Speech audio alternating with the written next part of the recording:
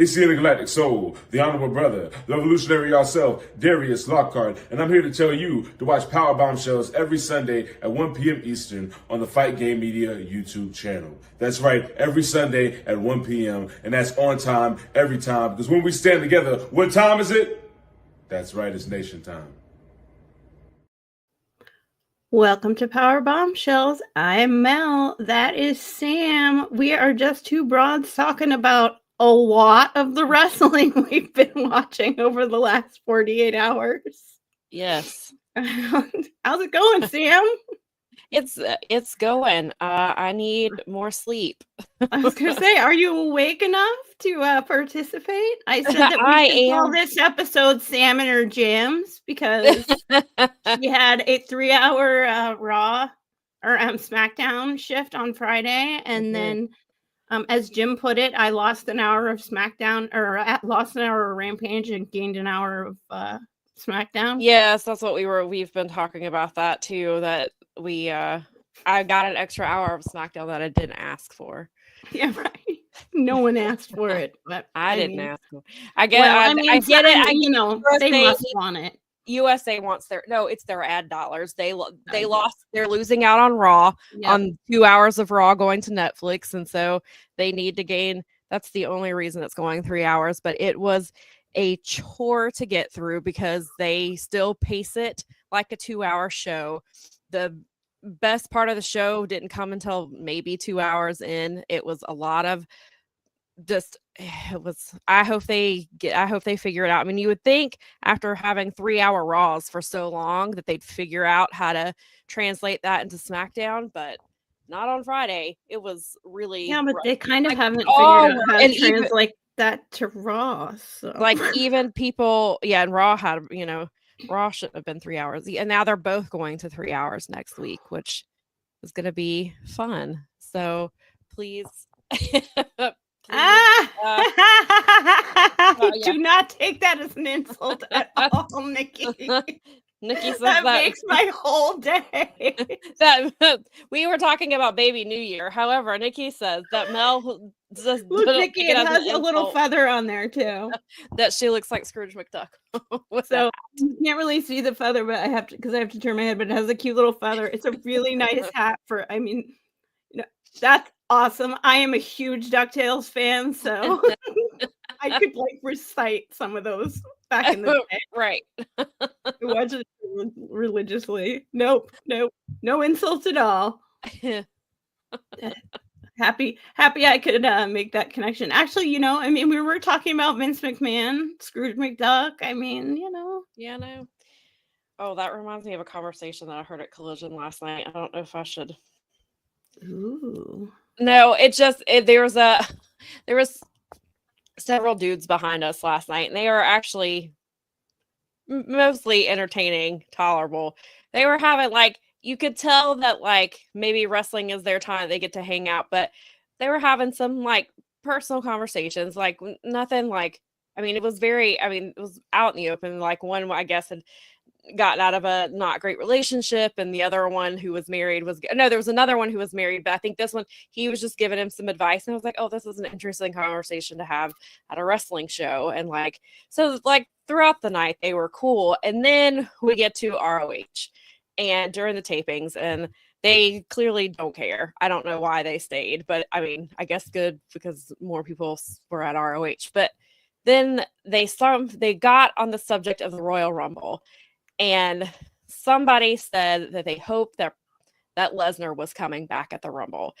And Nikki and I started to brace ourselves, because I was like, what are these men about to say? Because they've been fine all night. And then the one guy, the one who was married, was like, he's still associated with that lawsuit. He basically was like, he doesn't need to come back. And if he does, they should throw trash at him. And the other ones were like, no, it'll be fine. He should come back, and given all the reasons why he should come back and how it would be great to see him in this spot. They didn't give a shit. And I was just and I know this is most wrestling fans, especially WWE fans.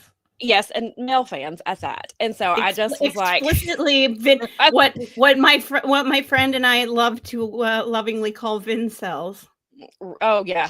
Oh, it's not lovingly. It's it's not lovingly. I mean we like using the term. But I was just like, love the term, not so I was people. just like gritting my teeth, and I was like, at least you're the one guy. There was the one ally.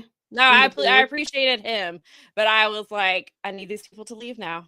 I need them to leave. You're like 1 in 6 is not a great number. No, right. And so I appreciate that one dude though. Thanks that one dude. Thanks for being openly being an ally. I thought I was gonna have to turn around and say something, but that guy tough. saved it. And then they changed the subject within a couple minutes and like moved on to something else. But like, you're like, can you go back to talking inappropriately about your personal life instead? Yeah, please go back to I was like, the thought crossed my mind, well, maybe that's why you were not in a good relationship, because you openly support abusive men. I don't know.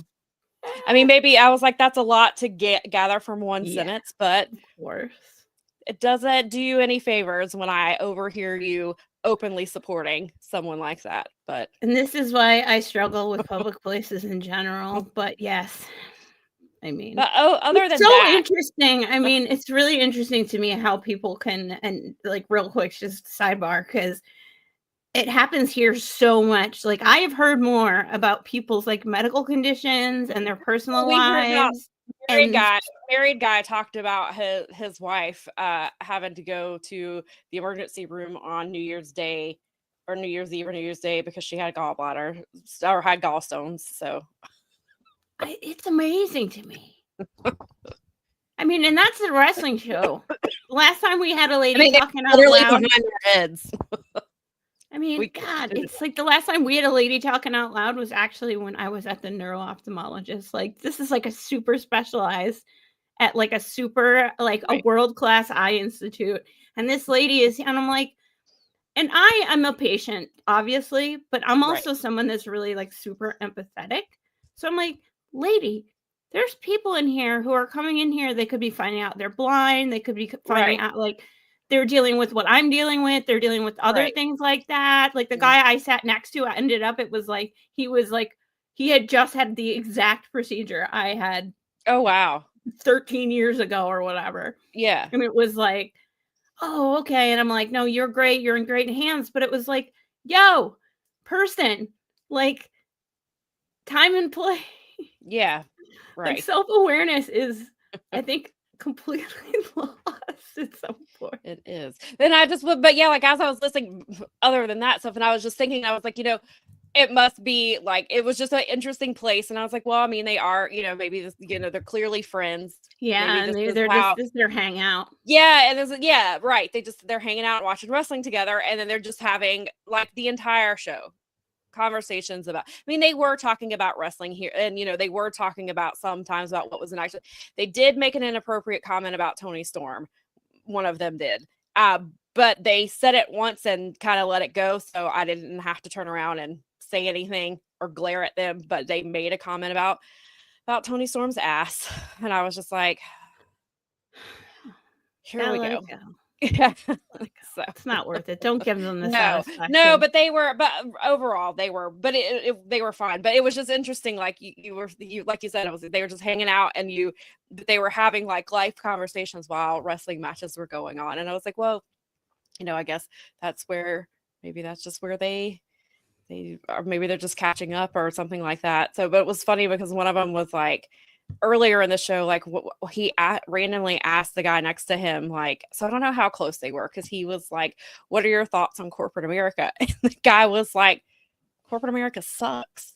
Like, who likes corporate America? Nobody. And he was like, it turns out the guy worked for a big bank. The other one, the one asking the question.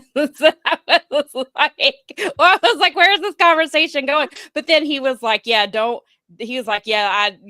work for this bank. And he was like, don't do your banking there. And he's like, oh yeah, I've heard that. And he was like, good, don't do that.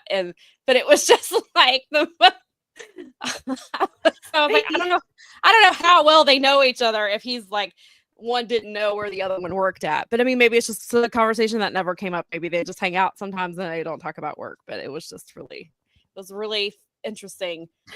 But I will take those guys over the ones we normally get stuck around, which is they compare every wrestler to a wrestler they've seen in WWE, or, you know, they make comments about how they look, or they talk about, I mean, people were like, there were people last night apparently don't know who Leo Rush is and have not. I'm like, do you watch the product? Did you watch him in WWE? And they're like, I can't believe this guy's 5'3" and he shouldn't be in this ring. And I was like, Leo Rush has been prominently featured for like months. Like, what are you? And one guy didn't know who Action Andretti was, and he was calling him other guy or tag team partner. And I'm like, his name was literally on the screen 30 seconds ago. Like, but he knew like other people, like he knew who Private Party was. He knew other people like throughout the show, but for whatever reason, Action Andretti just has not made an impression on him. Because he just, I was like, guess he doesn't know who. I mean, it was just weird because he knew so many other people, but just for whatever reason, I was like, Action Andretti's been here like a year. Don't know who that is. It's very interesting. So, I mean, they could have saved themselves a lot of money and just gone to like a Dave and Buster's or something. But that's cool. I mean, at least AEW got their money, which is good for all of us and the talent. No, I mean, like I said, overall, they were pretty positive dudes. The guy next to me was really funny. He was drinking, but not in a way that made him like obnoxious. But he was super into Brian Cage, which was hilarious. Because he was into the very jacked wrestlers like this dude was into. Like, he just thought it was awesome. But it was really funny because he was just super into Brian Cage, just like standing up and yelling for him. And then one time I was leaning, because these seats were like kind of tight. And so like I was leaned closer to Nikki than, you know, some strange man. And so Brian Cage was like flexing and doing, you know, his arms out like this. And so the guy yells out, double by, did his arms out. Thank God I was moved like this, because I would have gotten elbow to the glasses, because he just did not realize how close he was to me. And with his arm, it was so funny. Like, Nikki and I were dying. He was really funny. And like, so he was like that kind of a fan. Like, he was super into it. And like, it was funny because he would like cheer for, like, he was cheering for Jericho, but then Jericho would do heel tactics and he would boo him. Like, he was like, and he would like, along. Right, yeah, or he was like, because he was cheering, of course he was cheering for, you know, for Adam Copeland too, and then, but yeah, anytime, and he was like, yeah, Jericho, and then Jericho did some heel tactic, and then he's like, fuck you, Jericho, and like, it's like really fun, like, so he was having a great time. He was living his best life at the show last night, so I was like, good for him. I'm glad he's having a great time. And they stayed for a bit through ROH, and then I think the girl that he was with was like ready to go, and he was like, and then it was, so when he left, he was like, y'all have a good, because we talked on and off throughout the show, and he's like, y'all have a good night, and we were like, you too, be safe, and he's like, thanks, and I was like, clearly she was driving, but it was really, they were, I mean, so I was like, for the most part, we were in Nikki and I normally get stuck with the really annoying fans at these type of shows, so this overall, other than the Brock Lesnar comment, overall, it was not a bad time. It was a solid time. Oh, Nikki said she's talking about the lady with the gallbladder. Oh, that she had it removed. Oh yeah, she said then he was like, we're going on a cruise in 2 weeks, and Nikki said she was like, good luck with that, because it takes forever to feel better. At least it did for her. Yeah, because he's like, I'm glad this didn't happen on a cruise ship where it would have to be airlifted. She would have had to have been airlifted off the the ship, and I was like, I hope she doesn't have motion sickness in 2 weeks. I think the last place you want to be when your immunity is compromised is on a cruise ship, but that's just my opinion. That's just one girl's I think opinion. it's like, I think they're going on like a family cruise, so it sounds like it's like a bunch of people going, so type of thing. Oh, they're they're using their yacht or whatever. That's good. Yeah. Good for them. Good for them. Yeah, apparently they're going to, because it was funny, they were complaining about WrestleMania prices, but then they were like, but you know, you're getting what I mean, they were like, it's kind of worth it, and I was like, or they were like, I forget they were like, but it is, it's, I can't remember what they were saying. I was like, no, actually, it's not a good thing that people are getting priced out of going to WrestleMania. Those tickets are really expensive, but one of them, I don't know if all of them were going, but one of them was going to WrestleMania, and he was very excited about it. And was like, it was really expensive, but it's worth it. And I was like, well, I hope that it works out for you. I hope you have a good time. I hope you have a great time. Hopefully you enjoy it. And I hope that Brock Lesnar does not come back. It's so funny. Like Bob and I usually have hilarious people. Like the guy that we had at Madison Square Garden that was behind us or in front of us, that was just like every time like Jay White was out there, he was like, "That's your champion. You respect your champion." Like he was the best. Like we had the guy in Canada when we were at Collision when he saw Naito, and he just about I thought he was going to leap over us. He marked out so hard, but like most of the people but for some reason but that said, we almost always witness a fight at wrestling events too, though. We, as surprisingly, as many wrestling shows as Nikki and I have attended, don't typically see a lot of fights. I think the Collision in Canada, there was no fight. Because it was in Canada. But there was a fight at the first Forbidden Door that was in our section. And there was one there were a few in Madison Square Garden, because there was even the one that they pretend didn't happen when Enzo Amore actually like broke through security, and there was like some actual crap that went on there. And so yeah, I don't know. It's so wrestling is interesting. But I mean, you have that in every sports thing. I mean, my favorite fight that I ever saw in a wrestling event was actually WrestleMania 35. We were out in the parking lot, and these two dudes didn't leave the parking lot. Well, we were like, they were in the parking lot, and they're scuffling, and they're rolling around, and they're beating on each other. And then this other dude pulls up in a truck, like a Bronco, and they get up and they brush themselves off, and they all get in the car and they drive off together. All right. Okay. Somebody's getting grounded when they get home, I guess. And it was hilarious, because I think my friend was just like, well, I guess they worked it out then. I guess so, very quickly.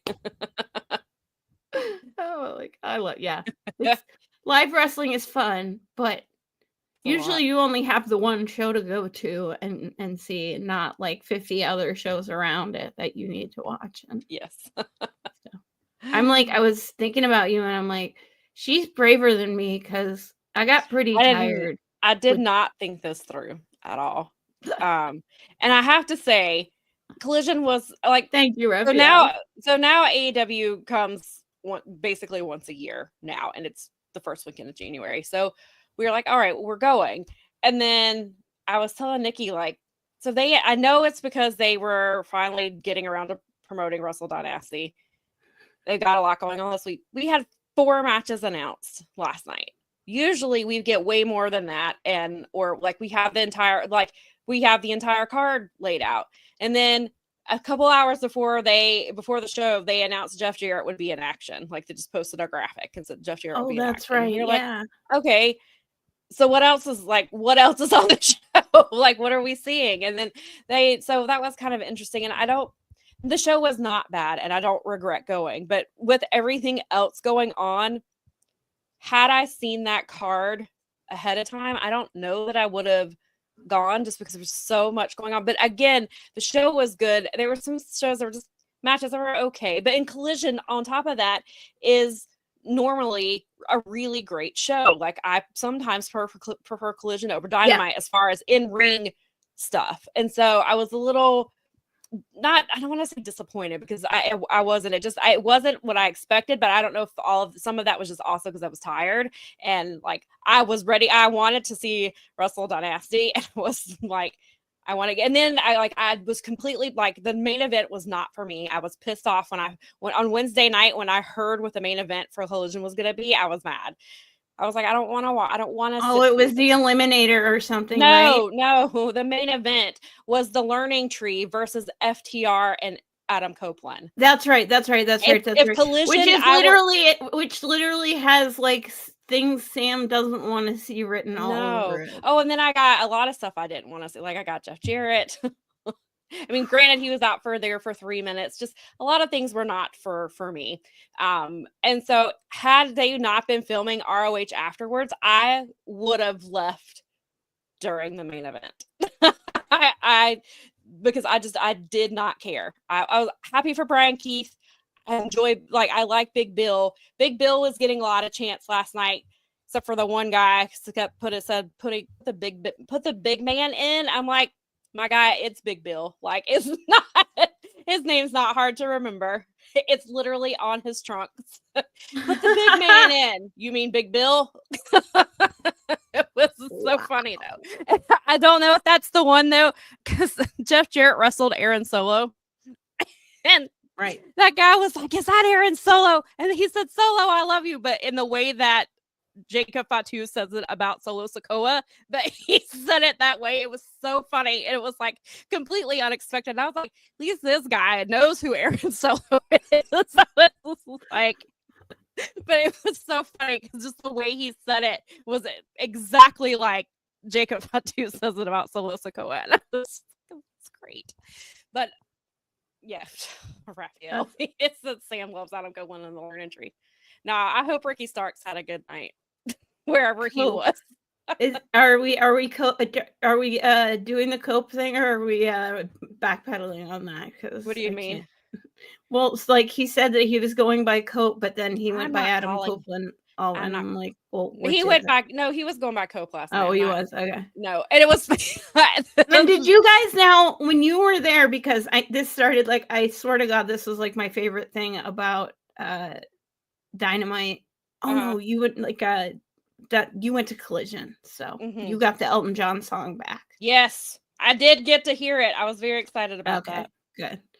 We were all wondering because it was like, well, I pre-knew it, but it was because Dynamite opening with the Pointer Sisters created such a stir amongst people.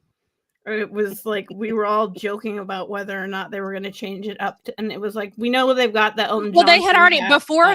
Yeah, they had announced they were getting the Elton John thing back, right. So I was excited for that. Yes, and I was like, Sam's getting like the full thing at least. She's getting like at least I got that. I mean, like overall, it was good, and like the ROH stuff. I like ROH. A lot of that was for me. Like the first 3 matches we got before Collision, all women's matches. Like I got nice. So I got Billy. Yeah, Stark. For you guys especially because you like are watching ROH actively. Yes. That's awesome.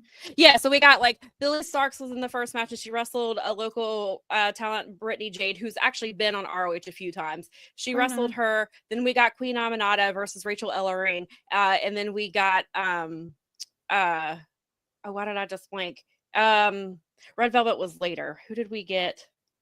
Oh, we got Trish Adora versus Harley Cameron. Nice. Yeah, I was super excited because I saw the infantry pop up, and I was like, I love the infantry, but I hope it's Trish. And here comes Trish in her gear, and she came out with Shane Taylor, and I was like, hell yes. And then so then the matches I got after, some matches were okay, but I got we got Shane Taylor and Lee Moriarty versus Gates of Agony. So I was like, yes, this match is also for me because Khan has wrestled in Ashe a few weeks ago, and that's a story. And there's some stuff going on with Shane Taylor promotion and Gates of Agony, so it was that we were getting more of the storyline play out.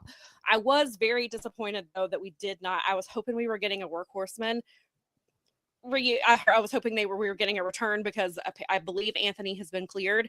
I know that he showed up at DPW's 3rd anniversary show, and I saw a clip of it, and he got a little physical. So I was hoping with them being not far from where JD Drake lives, we would get them. Or if Anthony is not technically cleared, that we would have gotten at least JD Drake in a singles match or even JD Drake and Beef. But unfortunately, I did not get that. So I was sad about that. But overall, the ROH stuff was pretty solid. I got to see a lot of people that I like, which was nice. And so, and I was excited people knew who Serpentico was because some people, sometimes they don't know who he is, which is interesting because he used to wrestle. I mean, he wasn't under the Serpentico character until later on, but he wrestled locally for a very long time. And sometimes I don't know if people know who the person under Serpentico's mask is, and maybe that's why they don't know. I was like, you guys, he used to wrestle here. But then again, I also know that a lot of people didn't come those shows. But I was excited. People knew who he was, and some of them were actually happy to see him. So I was like, yay, people know who Serpentico is finally. That's awesome. Yes. But it was a pretty solid show. But again, the next year, hopefully, I was like, are they going to do it around Wrestle Kingdom? And I assume Wrestle Dynasty is happening again. Some people were saying they hope it happens later because they think, oh no, actually, it might have been the Kadani, I think it was. I saw a quote from him earlier, and he was saying that they didn't bring in as many fans as they wanted. And he was saying that maybe people didn't really understand what Wrestle Dynasty was, and maybe they should move it to something later in the year, which may not be a bad idea depending on. But I was like, but they also have 3 events. Like New Year Dash is still happening. I was going to say, because now New Year's Dash is coming, right? New Year Dash is technically for us tomorrow, but yes, it is happening. Which they announced back when Wrestle Dynasty was announced. I just realized that as you were saying that, I was like, wait a minute. He's not wrong necessarily, because they don't just do, even though they've gone to the one night of Wrestle Kingdom again, which is great. And they've gone back to like just committing it all to the one night, like awesome. But they still do New Year Dash every year, and which obviously sets up their entire everything pretty else. Much sets up their entire year for them. So it's usually a lot of fun. It's like a nice come down off of Wrestle Kingdom where you get a bunch of storylines. It is generally a long show as well. On top of, so I don't know. It's also a weird. The problem for it started at 10 o'clock Eastern. That's late. I mean, I did my best. I got to Tanahashi and Shibata, but we were still at ROH. We got home from ROH at the last match. It ended at right around 11 o'clock last night because they went the full hour of film. Because last time I think they only went till 10:45. This time they did go pretty much right up until 11 o'clock. And so I got home and turned on Wrestle Dynasty right as Mercedes was making her way to the ring. And so I watched from there on, and it didn't end till 3:15 maybe this morning. And so I have to go back and watch. I know who won the International Cup, but I haven't seen it. So I have to go back and watch that, the ROH tag match, the CMLL, not scramble, but the match that they did. And then Shibata Tanahashi, I have to go back and watch. I think that's when I made it through. And then I was like, I'm not going to make it any further. And that was rough. I was struggling on that. And, because I'm just my body's like, all right, you're pushing it now. And then this morning I just went straight and I watched the main event. I just went straight to the main event and watched that. So I have seen the main event. The main event was good. It was really good. It was, yeah. I mean, we'll talk about it, obviously, but I haven't watched every single thing. I just kind of I got to Shibata and Tanahashi, and then I went this morning and watched a little bit, but I went straight for the main event because I was before anyone spoils this, and also I really want to watch it because it's Kenny. It was the most important thing. So wait, that wasn't the main event. The main event was Zach and Ricochet. Oh, that's right. You're right. I'm sorry. You're right. So did you just watch Kenny, or did you watch the SJ? I watched part of Zach and Ricochet. I'm watching. Yeah. Okay. Don't care about at this point, it's there's no way you're not going to get spoiled when something happens in that way. And also we have a show to do, so we need to talk about it. That's what I'm saying. So I that's why I know who won the International Cup, but I didn't see the match. But I heard the match. A friend of mine texted us before the show started and said he was just catching up, and he had just gotten to Wrestle Dynasty, and he was this women's international match is he's it's really good. Yeah. And so I can't wait to see it. I really am looking forward to it. So I'll probably just go ahead and get to those tonight. Seen a lot of the matches, and I do want to actually go watch the matches. I did appreciate that it was part of my New Japan subscription, my New Japan World subscription. That was cool. Yeah. And then usually you have to buy that stuff as a pay-per-view. I really appreciated that was included, and that they're doing that with some of the upcoming stuff too. Yeah, we have 3 friends, 2 or 3 friends yesterday who subscribed to World just to watch the stuff this weekend, much and then cheaper. they found out like $9. Yes, and then they found out they get Battle in the Valley next Saturday.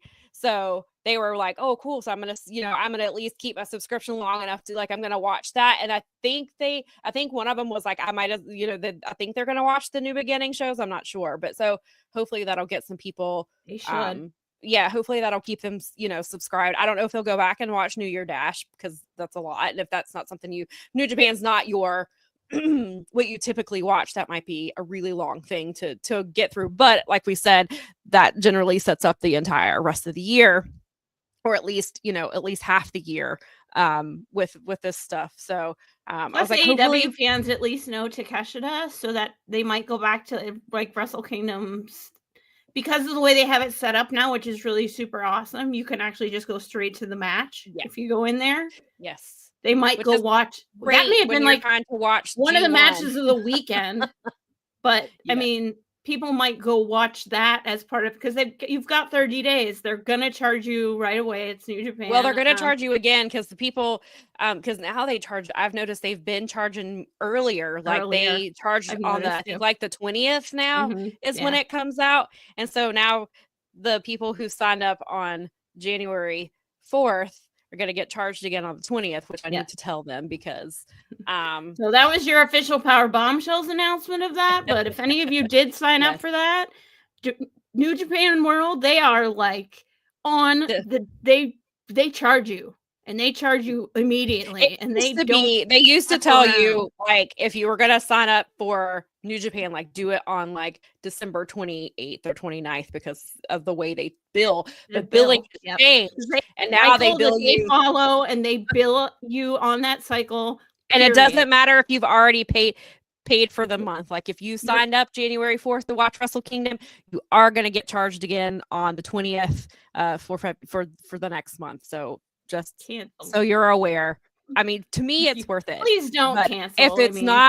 If it's not for you, like, we get it, but you get it, and I understand budgets. Believe me, sometimes you just have to cut out what you got to cut out. If you can swing it and you have the time, I would recommend keeping it, just because you get access to so much stuff. There's all the, you can watch replays of stuff. You can go back. You can go back to stuff. They've got a lot of really good collections on there of matches. Like, you can see they do a free match on Mondays, which obviously, so if you unsubscribe, they do free matches on Monday. They'll do, like, they pick one old match. Usually it has something to do with something that's happening. What's going on? Yeah. Right. Yeah. Like they'll show an old during Wrestle Kingdom week, they'll show an old Wrestle Kingdom match from 5 or 10 years ago, or even further. Versus Okada matches. Yeah. So there's a ton of stuff, and there's a ton of events coming up. Like, they've already announced, so Battle in the Valleys next week. They announced they're coming back. Windy City Riot, I think, is in April this year. So they've got a ton of stuff that you can get where you don't have to, because if you buy them separately from Triller, obviously you're going to be paying more because you're paying for just the purchase of the pay-per-view. But just keep that in mind. But just so you know, you are going to get charged again in about they are in about 15 days. They're on their cycle, but it's really it's the one thing I've stuck with them even through and it's it ends up being like $8 a month. It's $9. Yeah, I subscribe. It went up a little bit.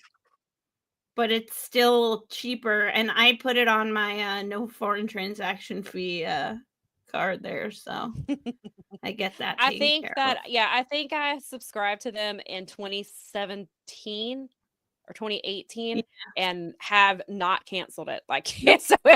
It's been a perpetual. Okay, even when I don't watch it, there's times when I go through it and I watch it a lot, where I'm constantly keeping up with the Road 2 shows and things like that. But generally, I don't now, especially because I have commitments. Because I have to watch WWE because I have no choice. I mean, I do have a choice, but I get paid too, so I have to watch that. So that cuts into my New Japan time.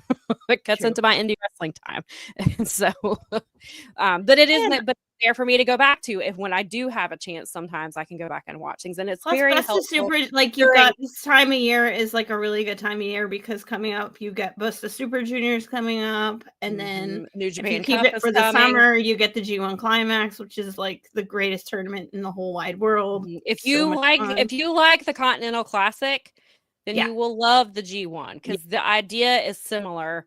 They're not. I would not say that they're in the same ball. Like, and I love the Continental Classic. I think it's great.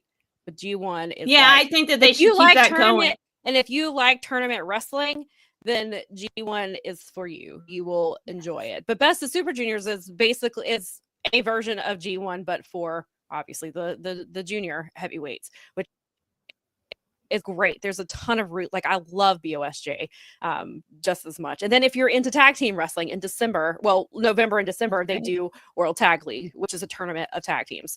So if you're into tag team wrestling, that is also, and they generally, with all three of them, they generally bring in at least 2 or 3 other wrestlers from other companies. Sometimes that's Noah, sometimes it's CMLL, sometimes it's AEW. So there's all, you get, and they do a lot of stuff with CMLL and like other, like some wrestlers will put on their own shows and it'll air through, sometimes it airs through Wrestle Kingdom. And so you get, not Wrestle Kingdom, but New Japan World, and you get to see, like, you get access to all types of wrestling, which is really cool. So if we are not paid by them, we just really enjoy them. I was just gonna say, this is not an ad. It's just from years of experience watching it. There's a ton of cool stuff if you're kind of on the fence about whether you want to keep it or not. I would recommend at least keeping it through like New Japan Cup and Best of Super Juniors, and then if you really like New Japan Cup. That's coming up, I think, in February, right? And that usually, you're right. It's New Japan Cup, then Best of Super Juniors usually, and then G1. I would personally recommend keeping it at least through the summer, but we understand how budgets go and time. If you like, if you like on there, and if you like used anything other than the AEW thing and checked out some of the, because I was really excited about the results of the junior tag belt thing there. So I'm really excited for TMDK right now. Yes. So that's our little subscribes. Keep your subscription to Wrestle Kingdom. To New Japan World. Don't give it up. You'll enjoy it. Before we get into more of this, everything that happened from this weekend, we do have to back up just a little bit. We are not going to spend a lot of time, but we are now in the streaming era of 2 major companies because AEW simulcast Dynamite and Collision this week on not HBO, on Max. It's just Max. I will always want to say HBO first. I know, me too. I do it the same.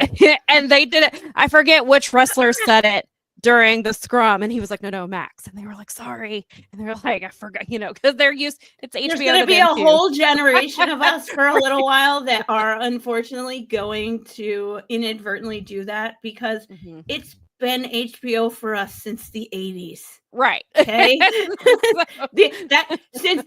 It's been that way since the 20th century. Exactly. I can't even just say the 80s anymore. I have to clarify. When you're a quarter of the way into the new century, I think you have to in the last century, it was your HBO. Birthday started back in your our birthday day. Year started with a 19. Right. Back in our day, it was HBO. Way, way, way back when it was the only cables. But yeah, so it was on Max. And if you don't have Max, it is still obviously available on the cable. It's just simulcast where they come on at the exact same time. Whereas Raw is now Netflix only. So it is not simulcast. So it will not be on USA. It's only on Netflix. If you want to watch Raw, have to have a Netflix subscription. So so some people I think thought it's going to Max, it means it's going away from cable. No, it's simulcast. And they were calling it, of course, because in everything you have to have a tagline, especially in wrestling. So this was the mother of all simulcast. Is what this was called. Of course it was. I thought it went pretty smoothly. I don't think we had any issues as far as the streaming went. And it looked really good. It was a lot of it was really crisp and clear and all that stuff. So it was good. And I did the back around Cyber Monday and stuff, they always do like the subscription channels always do a deal to get you to come back. And so they did 6 months at $2.99 a month for 6 months. And so that's why I subscribed to it, because I was like, well, I mean, of course, yes, I get it for free, but there's of course other things on Max that I want to watch. And then eventually, then obviously I haven't had a chance to look into it. Excuse me, but their library is on there. Every single AEW pay-per-view that they have ever had is now available on Max. All the TV is there too from the very beginning. So 6 years worth of AEW television is now available in the library as well. And I've heard it's pretty sick, honestly, with us, because we get the like super internet package, so we get free Comcast Xfinity TV, right? And you can add the HBO to that and a like digital recorder for like next to nothing, and it's like $2.99 a month for Cinemax and HBO Max. And you get the app as part of that deal. So it's where you fill in. So when I like download the app, it's like, what's your cable provider or whatever. Yeah, I log in with my Xfinity and I do it that way. It's like, that's how I get I have free Peacock that way. I only pay $2.99 a month for Max, period. And it's on the TV. So we get the HBO and whatever on the TVs. Right. I also have the Max app, and I have the app on the TV and all the things. So because I have the smart TV. Of course, yeah. But I'm finding like it's what's nice about it. It's like it's a little tricky. Like Disney is an individual thing, and Netflix is an individual thing. But because that's a cable thing, you can subscribe through your cable provider and save a bit. So I think that's an interesting prospect.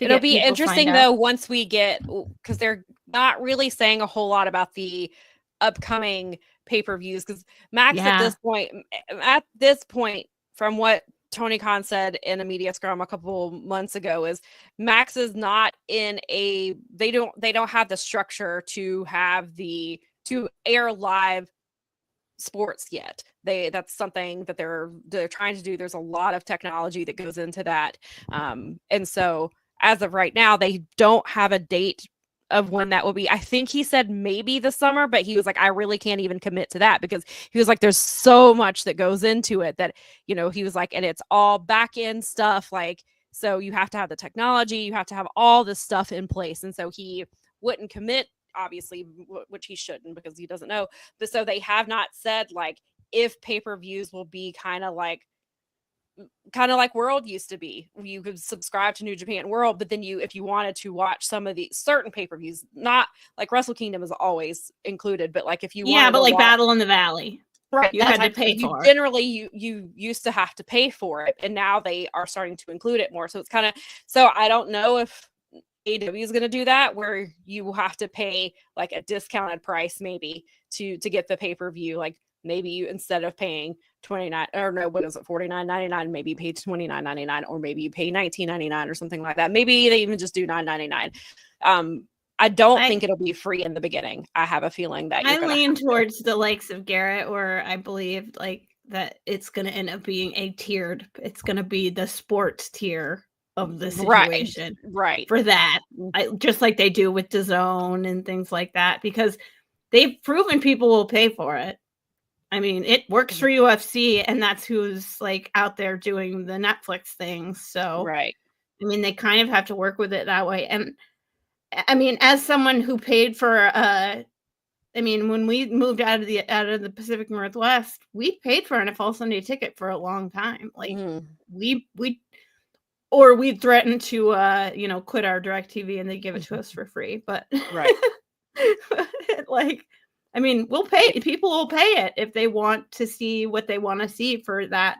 And if it's like it's the cost offset. It's like, if I do this amount, am I going to save this much money on my pay-per-views every whatever? And I think, and some people do cost. I mean, I'm like that. A lot of people just don't care. They'll just be like, I want the whole thing.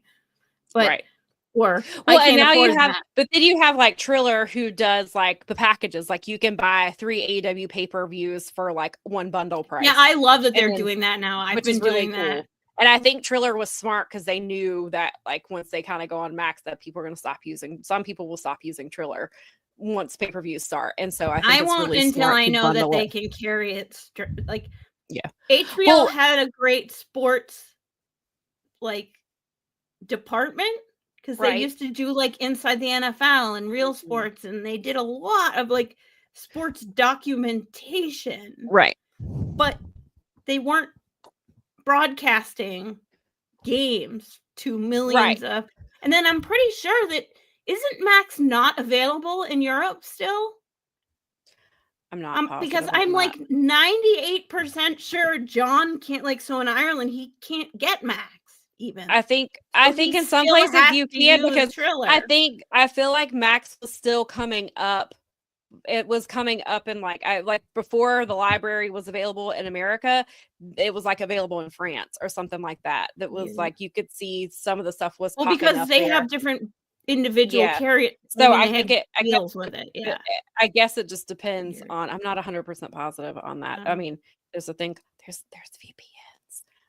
Is a way. I know that, and you know. No, I'm just saying other. Well, I know, but for those of you who don't, there's this thing that has 3 letters, and that can. There's a magical world on the World Wide Web that allows you to be someplace you aren't. Yes. I mean, but it is. I mean, it's an interesting question, and I mean, obviously, if he's dodging it, then they aren't sure. So yeah, I mean, and he was pretty like he wasn't even dodging it. He was just like, there's a lot that goes on, like but basically he was trying to make people understand, like, there's a lot that goes into it. Like, this isn't an AEW can say, hey, pay-per-views start here. He's like, we don't know. They're in the process of trying to make it a reality. So like. So I don't even think he was trying to dodge it. He was just like literally does not know, because it just depends on how. I mean, 100,000 maybe people he probably has maybe they have told him, hey, our goal is to have it roll it out by, like September. Mm-hmm. I mean, they may have told him that, but like, and of course he's not even going to commit to that because he knows people are gonna cut, cover that, or, get to that. But yeah, so now we are in the streaming era, because Netflix, WWE will be on Netflix. I mean, NXT will still carry CW, and SmackDown will still be on USA, because they're locked in for a while with USA, which is why they got that 3rd hour. They lost advertising from Raw, and so USA was like, okay, well, we're gonna make this an extra hour, and hopefully they figure out how to use those 3 hours, because it was a chore to get through, even for people who enjoy WWE wrestling. They were like, this is a lot to get through. Like, we need to pick it up, because so hopefully they'll figure it out. Maybe it'll just stop some growing pains. But again, they were also able to get Raw in 3 hours, but Raw even struggled at 3 hours. It was just filled with crap. So I always struggle to watch Raw. Like, what it was not last year, but the year before, I did my final watch, like from Rumble to Mania, and getting through those Monday Night Raws was a slog, man. Like, it could be. So the fact that, I mean, they're not super proficient at it to begin with, and now they're doing it on another night. I mean, I get why. I mean, the money is there, and they're going to use it, and they're going to try and maximize, like you said, what they get out of this deal, because they lost a lot by losing out to Netflix. But right. I mean, I think that WWE fans will always be there for them. Oh, of course. I mean, that's just how it is. I mean, they're built into their law. And then we talked about that before. Like, Raw is always Monday at 8:00. Yep. SmackDown's always Friday night at 8:00. Like, people know where to go. It's their creatures of habit. They will turn on, they'll turn on things. And so when they move to other networks, it gets they're like, where is it at? They have to, I can't find it. You have to retrain your brain to be like, what channel, what number is that? Because most people have channels memorized. Like, I mean, clear, but you're like, okay. And so then you're like, well, wait, what channel is that? Like, what number is that? And so you have to like reprogram it. And so now people for Raw, there's going to be a lot of people tomorrow who probably turn on USA expecting to see Raw. And they're like, wait a minute, it's on Netflix now. Now I have to leave this app and go to this one. Well, what about the people who aren't subscribed? I mean, that is legitimately a question. Like, will this Netflix? I mean, obviously, it's the biggest streaming service of them all, so it's kind of irrelevant. There's like bazillions of people, but yeah, I mean, some not people every single people. I mean, some people just can't afford this. That's what I'm saying. Not everybody has the capacity to like, add in, and then you also have like to some people a month now or something. Yeah, and then you also have. I mean, I'm sure they've got the new deals, like if you're a new subscriber or returning, but still, it is pricey. Netflix is. I think I pay like $15.99 a month or something like that. $15 now. They just raised it. But then there are still people. I mean, and this is with everything is obviously AEW, and this is for just everybody in general. Not everybody is in an area where internet is strong enough to carry streaming. I mean, there's a lot of places that don't have the infrastructure to carry internet enough and long enough to watch 3 hours of Raw or things like that. So there's also that, that factor. And I'm sure that's a small percentage compared to, overall, but that's still a thing. It goes for people with Max too, like who they are not going to subscribe to Max because they just don't have it in their budget or they don't have the internet. They can use their cable. And so luckily for them, Warner Brothers is still airing it, but for how long? Eventually they will probably. Well, if they're going to, it's just like with the electric car thing. If you're going to say to us that you need to go out and use these things like the internet, so we're going to move all these TV things to the internet and we're eventually going to like see basically TV go digital. Okay, well then you better get your ass in gear and work on a fiber infrastructure because America's a big place. We all use the internet. It should be a public utility at this point. You can't apply for jobs if you don't have access to the internet. Nobody takes and when you go to and for those situations, obviously you can go to the most library, but that's to use for a brief period of time. Most people are not going to the library. I mean, maybe they are. Some people, but you can't like go to the library and watch your Netflix. That's what I was just gonna say. Most people are not going to be able to go sit and watch Max or Netflix for 3 hours. I mean, maybe that's a great way for libraries to do fundraisers is to start like subscribing to Netflix, like as like. And getting like doing watch parties for people. But I mean, it's interesting because it's like we're with a lot of this stuff, we're putting the cart before the horse. Huge. For sure. Yeah. And I don't think that they realize how rural America, like they don't understand how rural America really is. It's still very, even close by me, like the cell service gets crap. It's like, there's like one tower for like 200 miles. Yeah. And like all the housing around there is trying to use that one tower. And so I get it probably is not like overall is not a very large percentage, but I mean, it's probably enough of a percentage that it's going to affect some people, and some people are just not going to, they're just going to miss out on it, I don't think it'll kill them. They're obviously a multi-billion-dollar. Sure. No, of course not. But I mean, it sucks for those people who, that's what they used to watch. And now change now they don't have that accessibility to certain things. Which it'll be interesting to see. Some people some people don't have access to the CW, which is carries NXT, and then and I had that issue a lot when I've talked about this a lot of times. Like there would be times when I would have access to TNA wrestling, and then I wouldn't because my cable company would drop the channel that they were on, and I would miss it for like more than a year or if we would get it back, and then I'd forget about it because I had not watched.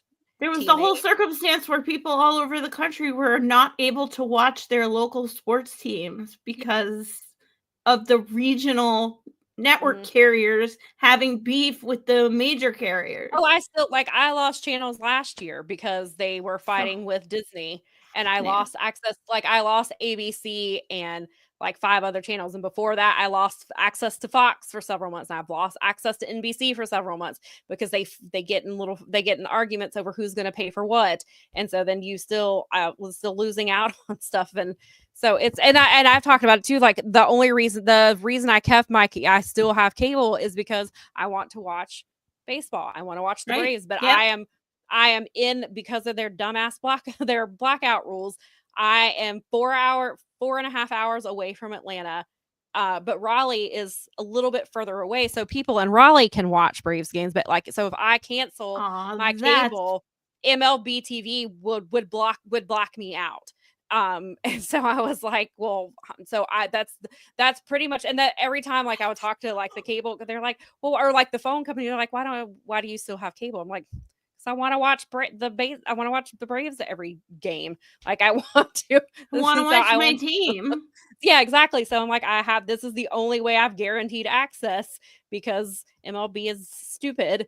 See, I hate that, because that's so close. Like, it's one thing if I want to watch. I'm like looking to watch the Seahawks from Detroit. That's okay, fine. I mean, like, again, like you said, there's 3 little letters that can solve your entire problem. But the point is that that's a bigger ask. It's inaccessibility. It's not 4 hours away. It's like 1,000 miles away. Like, that's just okay. All right, maybe bouncing that signal off of that satellite, it costs more, whatever.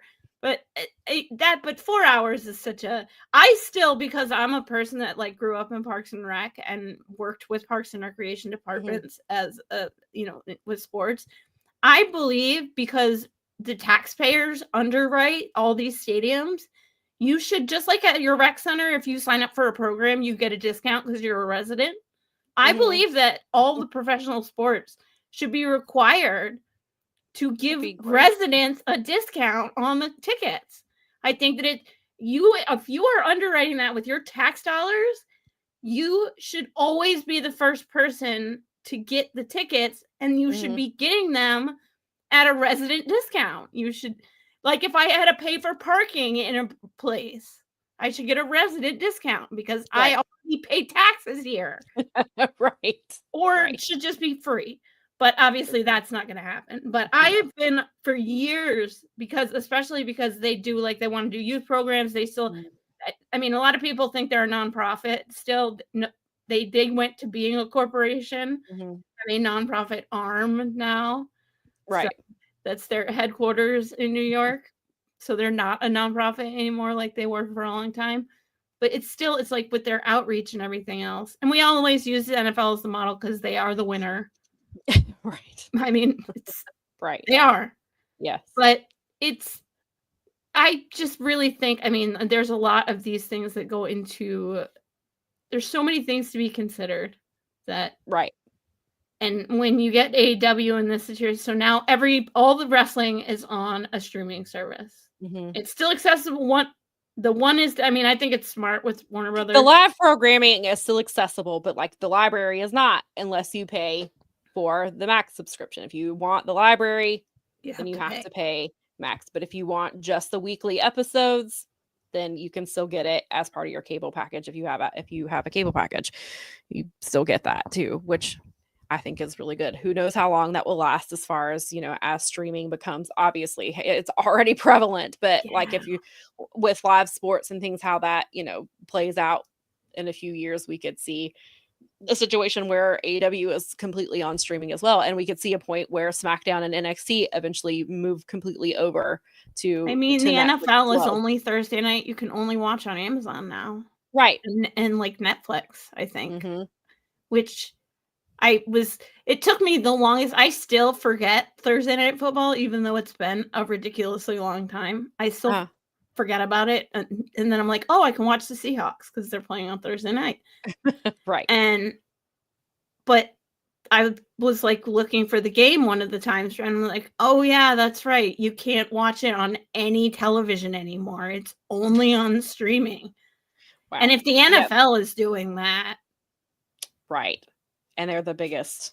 I mean, yes, that's a big. And we have a lot of comments that we'll get back to as far as when we get to the Mercedes stuff. I do want to, while we are here, we do have this comment here, so I don't want you to think that I'm ignoring your comments about Mercedes and stuff, because we'll get to that when we talk about it. But Jermaine asks, is it true that TK is still looking to get ROH on TV and to get another show on TV as well? As far as I know, I believe that is still the case. That's what I know. Yeah, that's what we've been hearing for the last couple of months. I did see that Fightful said that so Dynamite was airing obviously on Max, and then there was a replay of it, but then it was also a replay of it was also going to air on True TV on Friday or something like that, which that definitely got my attention. Makes me curious that perhaps something is coming to True TV. Maybe is it ROH? Is it the third TV show, the new third TV show, because Rampage is out of the picture, at least for now. And they have long rumored that it was going to be Shockwave, I believe was the name. Oh, that's right, because they trademarked it. That's it. And so that makes me wonder, is something coming to True TV? Because if they are airing a Dynamite, maybe they're trying to see if people will pay attention and maybe pick up some new subscribers there. And is True TV somewhere that people would go to watch a third TV show, whether that's ROH or a brand new show? So as far as I know, I think that's still the case, but there hasn't really been an update that I'm aware of recently. I don't have an update. I just know that he hasn't let it go. And Jericho is still your ROH champion, which makes me believe that they are still working out a TV deal, or they're either still shopping it, or they have something and maybe they've got some kind of agreement in place. And so I feel like as long as Chris Jericho is ROH champion, that means they're either shopping it or something is coming. And he doesn't appear to be dropping that title anytime soon, even though last night. So if you watched Collision, you know that they were promoting, well, at least here in Charlotte, they were promoting that Rock and Roll Express would be involved on AEW television last night. There was a backstage segment involving John Moxley, Wheeler Yuta, and Marina, and also the Outrunners, who said that they still owed them gas money from 1982, which was hilarious. Apparently, they brought in the Outrunners just for that segment, because I was like, okay, well, maybe they're going to do ROH too, since they're already here. No, they brought them in just to do that segment, apparently. But we did got a lot of Jericho last night, because he came back and he said after the show was over, he was like, was talking about how they would be back. But I wonder, I have not heard, maybe somebody in the replies has, if Big Bill was injured in the main event last night, because he kind of like disappeared. And then when they did the after thing, Bill was not there. It was just Jericho and Brian Keith. And then when ROH came back last night, or like when they were doing when Jericho came back for ROH with Brian Keith, Big Bill was not with them. So I don't know if he was injured in the main event, or if something is happening like on ROH TV where they like wrote him out or something like that. But Rock and Roll Express came out last night for ROH. So in 2025, we have Jericho taking bumps for the Rock and Roll Express. That is the thing that happened. I have pictures of it. I saw it with my own eyeballs. Oh yeah, you were in the building for really real. Wow. Yes. Oh, and also, while we're on the subject of Collision, before we head into the New Japan stuff, they did a special dark match. So they filmed Collision. They filmed 3 episodes of, or 3 matches rather, for ROH. Then before Collision started, they did a special dark match. There are 2 guys I'm not familiar with at all. I've never heard of either one of them before. And then they brought out Evil Uno and Alex Reynolds with John Silver. And they had a very special guest ring announcer for this match. And it was JoJo Offerman, who used to be in WWE. She's the partner of the late Bray Wyatt. I don't know if she is trying to get back into ring announcing, it was just testing it out, or WWE, if it was like an interview type of thing, like where we'll see how you do, in front of you. It's been a while. Or if it was just something like a one-off thing that they were just giving her the opportunity to do something. I'm not sure. Because it was interesting. I saw them walking her down to the seats, but from where I was at, I didn't realize who it was. And then Bobby Cruz brought her to the ring. And I was like, wait, that's who I just saw. And he was like my very special friend JoJo. And so that was a really cool thing to see. And she sounds great. I hope that if she's wanting to pursue this again, I'd love to see her in AEW. I think that would be a really cool thing to see her, or in ROH for that matter. So that was a really cool surprise, because we had no idea, obviously, that was happening. And it was funny because Bobby said, this is a super secret dark match and you can't tell anybody, knowing everybody has phones. Of course. And there's no way I'm not posting that. And of course, I saw knowing Cassidy, that it's wrestling. Right. And Cassidy from Body Slam was there. He posted it. Apparently somebody sent it to Fightful, because Fightful posted it too. And so it was all over the place last night. But yeah, so I don't know if it's going to be more than just the one-off thing they did last night, interviewing her, from having her potentially come back in, or who knows. But I'm sure we'll find out. But that was a really cool thing to see her. And I hope that she is doing well. I know that we're obviously pretty far removed from World's End, but that was the last time we were live, was for the pre-show. Do you have anything from World's End that you want to talk about before we move into this weekend?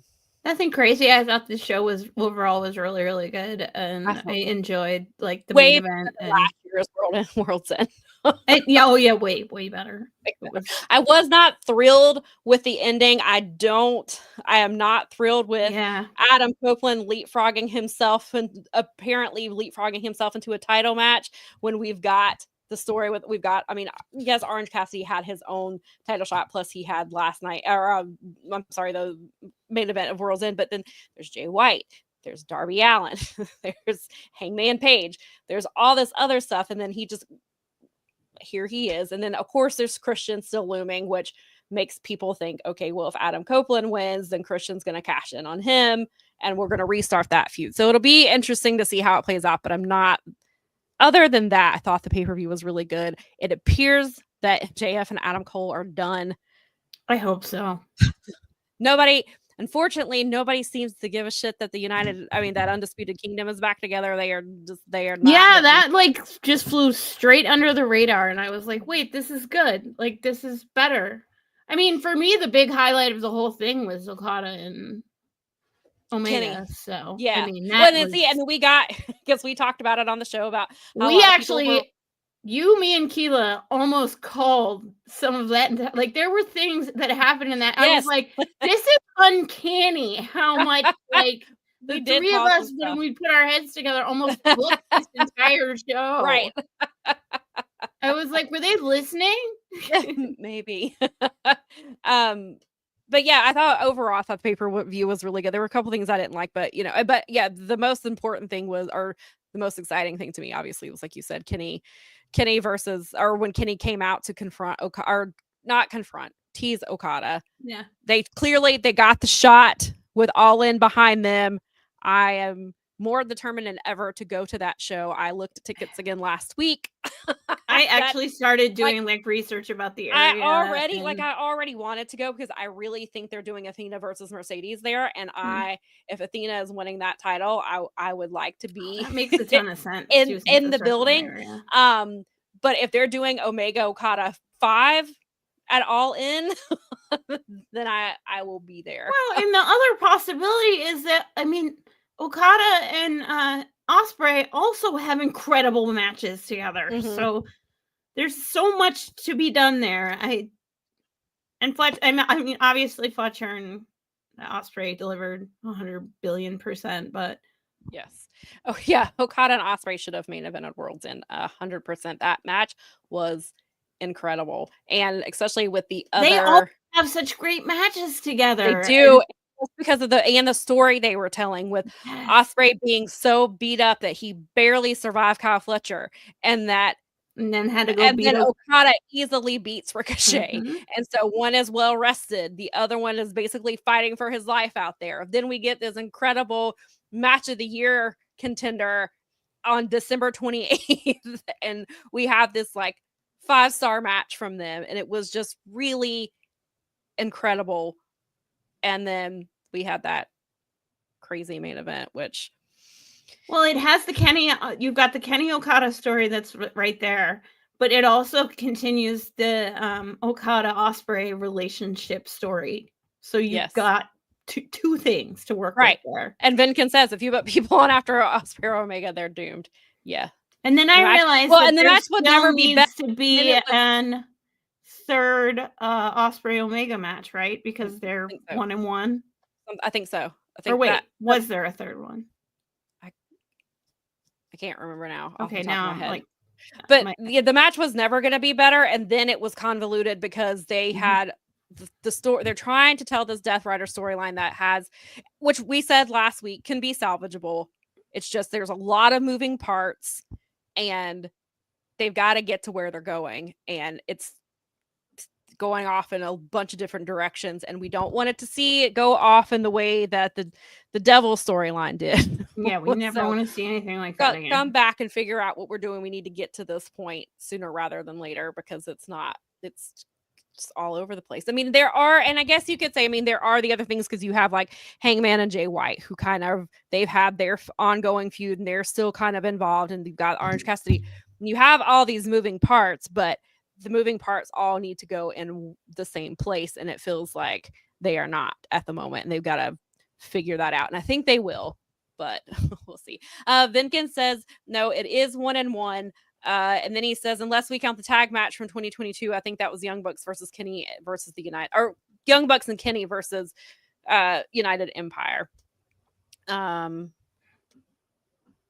got to do the same. Maria says the Hurt Syndicate has a yeah. The Hurt Syndicate does have a more clear direction than the Death Riders. It's actually true. Yeah. Yeah. You're right. You're not wrong. No and Moxley keeps talking in riddles. He does. And then he mentioned the King, because, I talked about it on Rampage, that when he killed Rampage, he called himself the King. He did it again on Wednesday. He called himself the King. And so I maybe it means nothing. Maybe we're planting seeds for Samoa Joe, that because he was calling himself the King of Television for a little bit there when he was the double champion. I was talking to somebody the other day, and they said that he is done. We knew he was done filming Twisted Metal, but they were saying that it doesn't come out until the summertime. So we may not get Samoa Joe back until, because he's got to do all his junkets. Right. He has the press side of things, his commitments and things like that. Promoting. Which, of course, like he mentioned, he's like, well, that gives him a few months to kind of get back into, wrestling mode if he needs to. Like, maybe that gives him a little bit of a break. So it's possible we don't even see him until the summertime. So that's Death Rider story may be completely done by the time we get to that. But then my friend Chris was like, maybe he's talking about somebody else. And then he put up and he sent a picture of Suzuki, of Minoru Suzuki. I was like, I will take that. Duh. Yeah, that would be exactly. awesome. I was like, yes, I will accept that. I will accept Grandpa, that. Please. Yes. Yes, I will accept that as well. So yeah, it'll be interesting to see where this goes. And now we have everything that happened from God, we do need Samoa Joe back soon. I miss him so much. He's so great. I love him. And also, speaking of Kings, we need Eddie Kingston to be back and healtty. Maybe that's who he's referring to. Maybe it's Eddie Kingston. History. They do. They were, and I was thinking about it the other day. Poor Eddie Kingston losing his best friend Penta. Penta is probably showing up tomorrow night, because they've been heavily teasing him on Raw, and tomorrow's the big Netflix debut. It would make sense. That's the perfect place to debut him. They're kind of hinting at him being Rey Mysterio's partner against New. Is kind of what they've been hinting at, which I would not be mad at. So I was like, poor Eddie Kingston losing his best friend Penta. His best friend / nemesis Jon Moxley is doing whatever it is that he's doing. Mm-hmm. And then I was like, and then his nemesis Claudio has joined Jon Moxley, which is probably not sitting well with Eddie Kingston. He did call Daddy Magic, he said on the pre-show that Eddie Kingston called him 14 times. He tweeted a screenshot of his phone, and it said AEW Eddie, and then it had or like Eddie Kingston or something like that, and it had the number 14. He legitimately called him 14 times last week during Rosen. So perhaps that's who he's referring to. Maybe that king is Eddie Kingston. Maybe the Mad King he's referring maybe to. it's the Mad King. But I mean, maybe the Riddles equal the Mad King. Who knows? maybe so. I hope so. I miss him. I know he has said recently he's trying to get back very quickly. I don't come back just before be healthy. You're ready. Right. We waited 400 days to get a Kenny Omega match because we wanted that man to be healthy. I will wait however long is needed. I want you to be healthy. I don't want to risk you coming back and immediately getting injured and having to go right back. Like, please be healthy. 100% what Sam says. Jermaine did have a question for us. Which match was better in your eyes, Mercedes Stat 1 or Mercedes Stat 2? I think 2. I think it was a stronger match, and I think they gave them a little more time this time. And I thought they did. They made history. That match is the longest women's match in AEW history. It was that was the match. I've changed my mind. I officially, Chris Statlander is now the sole owner of the package pile driver, and Chase Owens can eat it. And it looked amazing. By me. Holy cow, when she hit that move. I was like, dang. I really thought they were able to open it up this time, and it felt like a Japanese strong style match. Like it felt like I think 2 was I think them getting to know each other. That was exactly what I was thinking. You just I initially, when the matches first happened, I initially said that I thought that I liked the first one better. Not that I loved the second one. It was really good. Yeah. But now that I've had time to kind of think about it, I probably would say the second one. I think the first one showed us like, hey, this could be a generational rival. And Mercedes has said in her magazine, I saw the quote going around, that Chris is her wrestling. What does she call it? Why did I just blank on it? I remembered all the way up until now, but that she was basically her wrestling soulmate. Oh, that this is a person that brings out the best in her, challenges her to be better. This is a person she wants to continue wrestling and having, and telling stories with, which is really cool. And it sounds like we're going to get a lot more matches. If it says Mercedes versus Suzuki, that match was incredible. That was that match was, I think, slightly longer than the AEW, because I wondered when we were, as the AEW match was going on, I was like, are they going to break the time for that? They got close. They got 24 and a half. This was 26 and a half. So I'm hoping that this means that Mercedes is pushing for a main event for the women, because we're in year 6. It should have happened way before now. Maybe my hope, I don't know. I know, again, cautiously optimistic anytime it comes to the women's division in AEW. I would like to see, well, now it's definitely not happening now. I wanted it to be Mercedes versus Athena, because I wanted Athena to main event in her home state.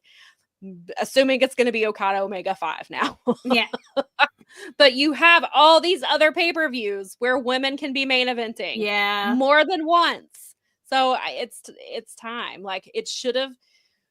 They always book something, and they always book it as a double main event, because they had the story with Timeless Tony and Mariah. And of course, they went with Swerve Danielson, but that's because we were giving Danielson the title but there's always a reason. Like, well, it could be, but we have to do this story with a man first. Like, this is more important. So it's a double main event. No, I want them to close the show. I want no double main event, just the women. They can do it. We've seen it. We've seen that people want it. Make it happen. Well, I mean, people are clearly interested. They're interested enough in Japan. I mean, for a New Japan, for as much as they don't want to, they are giving at least. I mean, I think they were talking about it on the English commentary, that don't expect to see like a whole ton of it, but at the same time, like, you're gonna see more of it. Like Jim and Fumi talked about it, because Fumi was at he got him on Observer Live Right. He literally basically came from Wrestle Kingdom. I think, yeah, I saw. But it was interesting because he was talking about the fact that they have to, because obviously it's something that that audience isn't used to, so it's going to take time. And I had to remind myself of that when I'm thinking about the International Women's Cup being on the pre-show. But I'm like, New Japan fans in Japan are still fairly new to women wrestling on their card. It's just I know, and I have to remember, I'm coming in from a Western mindset where I'm still having to beg the number 2 promotion in the country to please give me a women's main event when you're doing it at ROH and you've done it 3 times.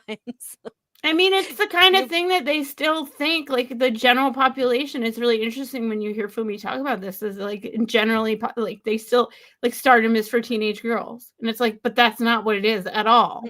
But well, especially because I had a bit of a conversation with Steven before he left, and I think we're gonna have we're hoping to have Steven come on and talk about, because Steven from Speaking of Strong Style is in Japan currently and was at Wrestle Kingdom. I believe he was at Wrestle Dynasty as well. He did go to a Stardom show, and he was trying to get a couple other women's shows in. And that's what he was talking about, is how he heard, like, going into, and I obviously watching the shows, that they have a really big male audience in Stardom. And it's generally, from his understanding, is they're wrestling fans. It's not a fetish type of situation, which it has been in the past, and it's probably still the case for a. Well, I mean, that's segment. Kind of what Rossi was right. It's going to be anywhere, but it appears so. It isn't just for teenage girls. When your fan base, if you turn on that show and it's mostly men in the audience. So, and I get it. Like, the New Japan they've always been presented as, if men's wrestling is this, if you want women's wrestling, then these are your options. And now they've been trying to integrate that. And I do have to remind myself that I am coming at it from a Western mindset and not a Japanese mindset. And so that is why, and then they've been putting their women's matches on third, which made me laugh, because Mariah May keeps getting put on pay-per-views in the third match. They're doing it. So I was like, Steven and Jeremy are talking later this evening. Yes, correct? They are. They are going 5:30 Eastern. 5:30 Eastern today. They are going to cover Wrestle Dynasty, because they went live yesterday at 5:30 to talk, which you can there is on this network if you want to go back and see their conversations. Got the information right there on the screen for the watchers. If you want to get the perspective of somebody who was in the building, which I need to go back and watch, because I really wanted to get Steven's perspective on the main event from Wrestle Kingdom, but it was starting as I was getting ready to leave, and I was like, I don't want to get sucked into their conversation while I need to leave to go to Collision. So I have not checked it out yet, but I really want to, because I want to get, especially mainly the last 2 matches, but that main event has definitely divided some people, which we'll get to shortly. But yes, but so check them out later on this very same network. Yes, just subscribe and hit the bell. Give Mercedes and Mina 14 minutes, and I was very pleased to see that. And that match was fantastic. Mercedes and Mina killed it. I loved that match, which I guess we'll just stick with the New Japan, because we're here now. All right. New Japan first. Yes, I did think about that too, Jermaine, that they may give Tony and Mariah the main event in Grand Slam. However, we're not positive if that show, when it was asked if it would be shown as a pay-per-view a few months ago, Tony wouldn't say, because he was like, there's the time zone difference, obviously. And so he almost made it seem like it might just be something that they film and then air later. Yeah. It just kind of depends. And then, of course, there's the Max deal. That may have been another reason he was hesitant to say what they're doing. Perhaps it will be a pay-per-view. If it's a pay-per-view, then regardless, I hope the women main event. However, it may not technically be a pay-per-view. I think that it will be, but at the time that he was asked, would not commit to that. But that may have just been because Max, they're trying to figure out the Max type of stuff. So hopefully we get it. I was like, you see it. People will get up and watch New Japan. People in other places will get up and watch AEW pay-per-views. So they know people will get up and watch it. They'll figure it out. So I hope that it's a pay-per-view, and I hope they get to main event it. And that's a story that should main event, because that is and I know some people will say Swerve and Hangman was their biggest story from last year. To me, that was their number 2 story. Their number 1 story was Mariah May and Timeless Tony Storm. and we've got this Tony is still doing her thing as, you know, this version of herself, but Mariah is still talking about how nobody can defeat her, and she doesn't have anybody, there's nobody there who can beat her. So, you know, there's planning the story. So it definitely should main event. I hope that they're going to consider Grand Slam a pay-per-view instead of a Battle of the Belts type situation. Agree. Yeah, let's not go back there. So did you get to see all of Wrestle Kingdom? And I did. What are your thoughts on the show overall? I thought it was pretty good. It's Wrestle Kingdom, so it's always a lot of fun. I really liked the junior belt match. Obviously Ishii and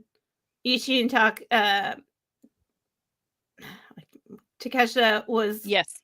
Oh my God.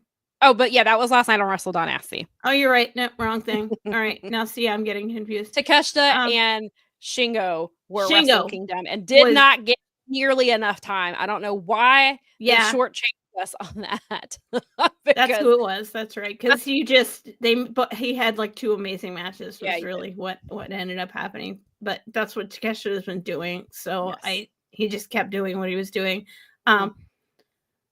Happy about the main event, was a little concerned that they might I was like, don't let this be one of those times where and I didn't think that Shota was going to win necessarily, but as it was put to me by someone that I was talking to, is like New Japan is probably the only promotion where you legitimately think to yourself that it could go either way, because they've done that before. And sometimes they've taken a shot with main people.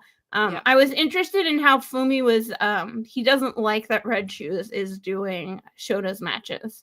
He says that a lot of people are seeing through that, and they don't like they think of it as a conflict of interest. And so I find that interesting, but I mean, it's a TMDK world, and I'm living in it right now. That's really where I'm at. I'm so this is the best.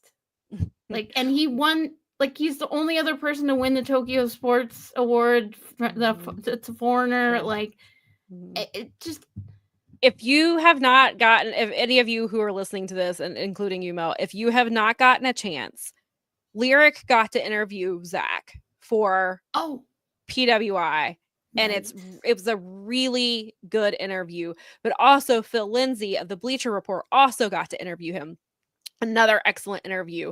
And it's just, and both of them had it is a written interview. However, both of them have had clips posted of their interview with Zach, and which just adds even more to it, but the interviews, both of them were fantastic. And he talks about being, about winning that award. And he talks about all kinds of stuff. He talks about about getting to wrestle or getting the stare down with Nigel and All In. He talked about that in Lyric's interview.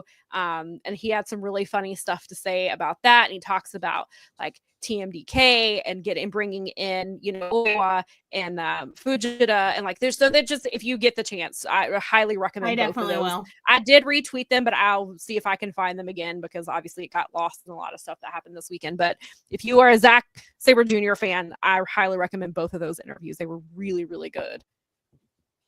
Yeah, it's pretty obvious, I guess, that Shota's not quite there, but all in all, it was a great, it was a good show. There were some times when it dragged a little bit, but overall, I'm happy with it. I think they're setting up some good stuff. I, like everyone else, could do without the House of Torture entirely. I just don't care. I know that the Japanese fans view that very differently. That's fine. I get it. And I get it. Part, that will always be the part of the show that I can let the dogs out and feed them, or just play some Katamari in the background so that I'm still in the same realm. What did you think of Naito and Hiromu? That also seemed to be something that divided. It was okay. It's pretty. I don't know. Hiromu should be. He's wrestled so many people. I feel like he should be doing other things.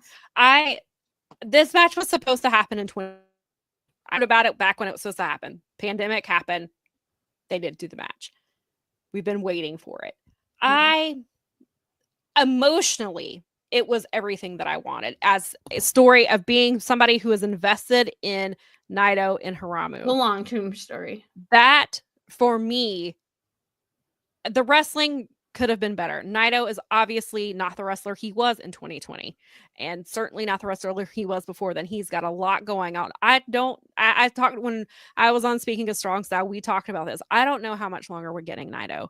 I feel like Naito is doing the best he can, but he's had another eye procedure, and apparently it's a procedure he didn't need, but he thought it would make his vision better, but they said it was an unnecessary procedure, is how they said it on commentary, was that it wasn't needed. He thought it would trying to make his vision better, because he's been seeing, like he said, like he talked about his vision and how bad it's been. So it is not just the vision. He's had the knee issues and stuff like that. I think it was Steven who said he feels like Naito just maybe one day just be like, I'm done. And that's going to be it. We won't get a retirement match. We won't get anything from him. And I could, based on what we've seen of Naito, I could see that happening. So I'm glad we got the match.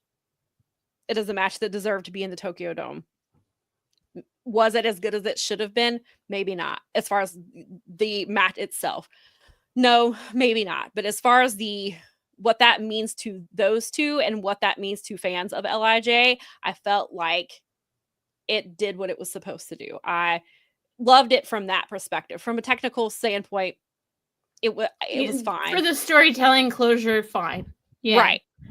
I hope that maybe that's a foray. I mean, unfortunately, it's kind of happening at the same time where you've got Tanahashi and Naito at the same time. You're kind of losing these two guys that are big deal. And there's a lot of new kids that are obviously going to be really, really big deals. And they don't want to overshadow each other. And I think Steven's probably right with Naito. I don't see a big, long tour. He is the kind of person who'd just be like, peace. Yeah, he could just wake up. That man could wake up tomorrow and be like, I had my match with Hiramu. I can't. The surgery is not working out the way that I thought. I'm done.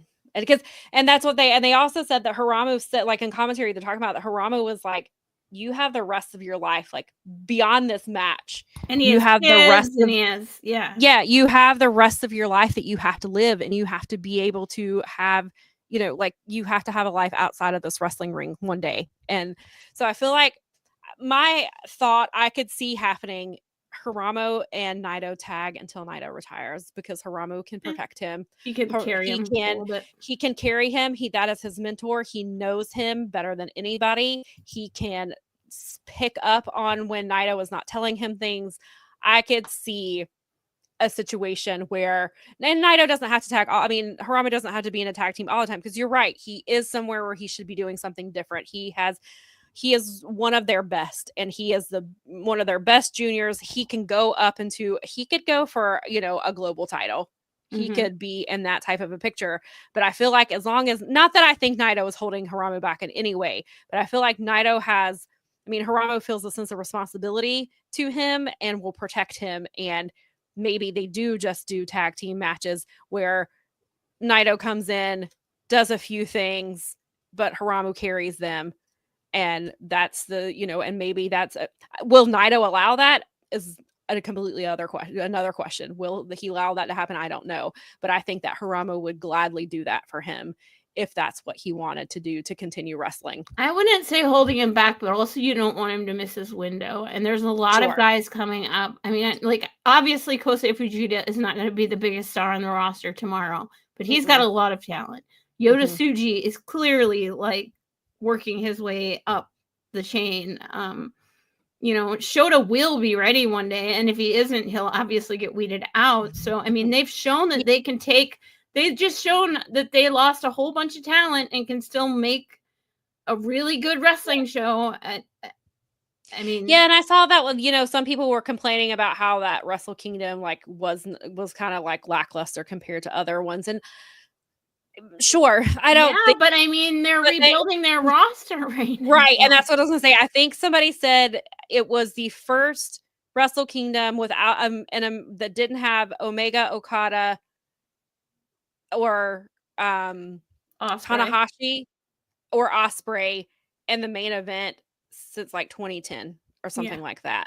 So they are in a real rebuilding phase, and they're going to have growing pains. I liked Shota versus Zach. I don't think it should have gone 43 minutes. I think part of that was they were making up for because Doki was unfortunately got injured in his match. You're probably right. Because Nikki pointed, because I was thinking about that with the match before Naito and Haramu was right before that, and then we also had the global, and then they had to go right in to the global match with Finlay and Tsuji had to come in right after that. They had come out earlier than expected. It may have gotten a little bit more time, so I feel like maybe it wasn't supposed to go 43 minutes. Maybe it was only supposed to go a half an hour, or maybe they were just like, this match lasted 7 minutes. Everybody's gonna get 7 more minutes added on to their match or something like that. Who knows? I do think that match would have been better had it been 25 minutes, maybe 30. I do think again, like you said, maybe they felt an obligation. I mean, if they felt like the fans paid for this, so we need to do something, and they need to see how their people are going to react to it. Because I mean, trial by fire is kind of something that you have to do sometimes. So I mean, and I think that I don't clearly Shota is not ready. Was he ready to be in a Tokyo Dome match? Probably not. But there are limited options. And at this point, and I think Zach did the best that he could to carry Shota. I do like Shooter. I think I've always been a fan of his. I know some people it is insane to me that people are saying he's washed at 26 years old. No, he isn't. He's just starting out. He's just getting his legs under him. It's gonna take some time. Just because he's not everyone can't be Okada. Okay. Right. There's a reason. Right. Not everybody is. They can't all be Michael Jordan. No. Okay. And clearly Tsuji, I think at this point in his career, Tsuji is a better wrestler than Shooter. And that's not to say that Shooter is a bad wrestler, because I don't think that he is. I think he's not right. He's just not ready. There are some things that he did really well at. There's things that and we, even prior to the match, me and Steven and Jeremy were talking about it, that Shooter could afford to lose this match, because this is classic New Japan storytelling. You get them in this position and then they lose, and then they have to rebuild and go through a bunch of obstacles to eventually get to the title shot or to get the title itself. And so I think that's and now you have to prove the naysayers wrong, and you have to prove the doubt, and you have a chip on your shoulder. So there's tons of story there. Right. So and then you have the story also. He got blown off by Jon Moxley. Jon Moxley was his wrestling dad. Yep. Jon Moxley was this guy who built him up and then turned his back on him for Wheeler Yuta. And when he tried to get his attention, he completely ignored him and sent Claudio in his place. He didn't even show up to Japan last night. He was in Charlotte doing backstage segments with Wheeler Yuta. He didn't even bother coming to Japan to be out there with Claudio, because he knew Claudio could handle it. So you have that story. I feel like they're going to I feel like this is going to be a Forbidden Door match. Probably. I mean, maybe they do a little bit sooner, because I keep forgetting the Forbidden Door is not until August. I keep thinking it's earlier, because it typically is, but this year it's in August. Late August in So I London. feel like that's most likely where this match is going to happen, or it may at least makes the most sense. But yeah, I feel like Shooter. And I know they were joking, because that's what people do on Twitter. We get our jokes off. Right. But somebody called him Shota Baker DMD, and I was like, do not compare that. No. Shooter does not deserve that. He spends way more. I believe that he does way more work in the gym than DMD. All right. I laughed. It was like, absolutely. Oh, it is funny. I get it, but no. And I was like, don't. I was like, absolutely not. Don't do that. No. Now calm down. I think it's, you know what? We're so spoiled that we have a mediocre, air quotes, Wrestle Kingdom 1 year after they just lost literally all their major talent, right? And everybody's whinging about it like it's the end of the world. In people are trying to say, like, they're trying to say that Zack Sabre Jr. is not a good wrestler because of that match. Oh, shut up! I was like, please kindly fuck off. If you say that, you are not a serious person.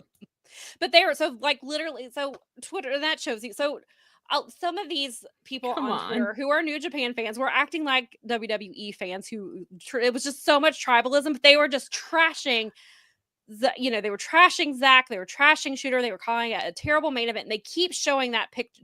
That picture of Tana keeps going around in the main event where he looks pissed off. The crying. But no, not the crying. The one where he looks pissed off. The one where he looks mad. Of Zach versus Shooter. But he was making that face last night during other matches. He was on commentary. He was listening to what was being said and then was responding. And so I think people they happened to catch him, but now they're trying to spin this narrative that Tanahashi was disappointed in Zack Sabre Jr. versus Shooter. And then he was crying because obviously he did cry last night after after Gabe and Kenny. And people so now they're comparing the two, obviously.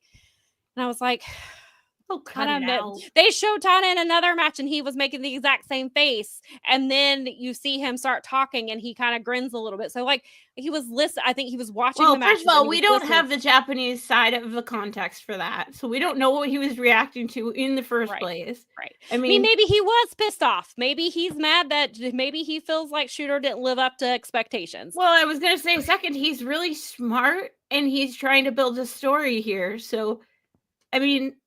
He's the ace of the universe, guys. He has a plan. Yeah. I don't think it was as bad as people were saying. Were there things that could have been better? Yeah. I think the match was it the greatest Wrestle Kingdom I've ever seen? No.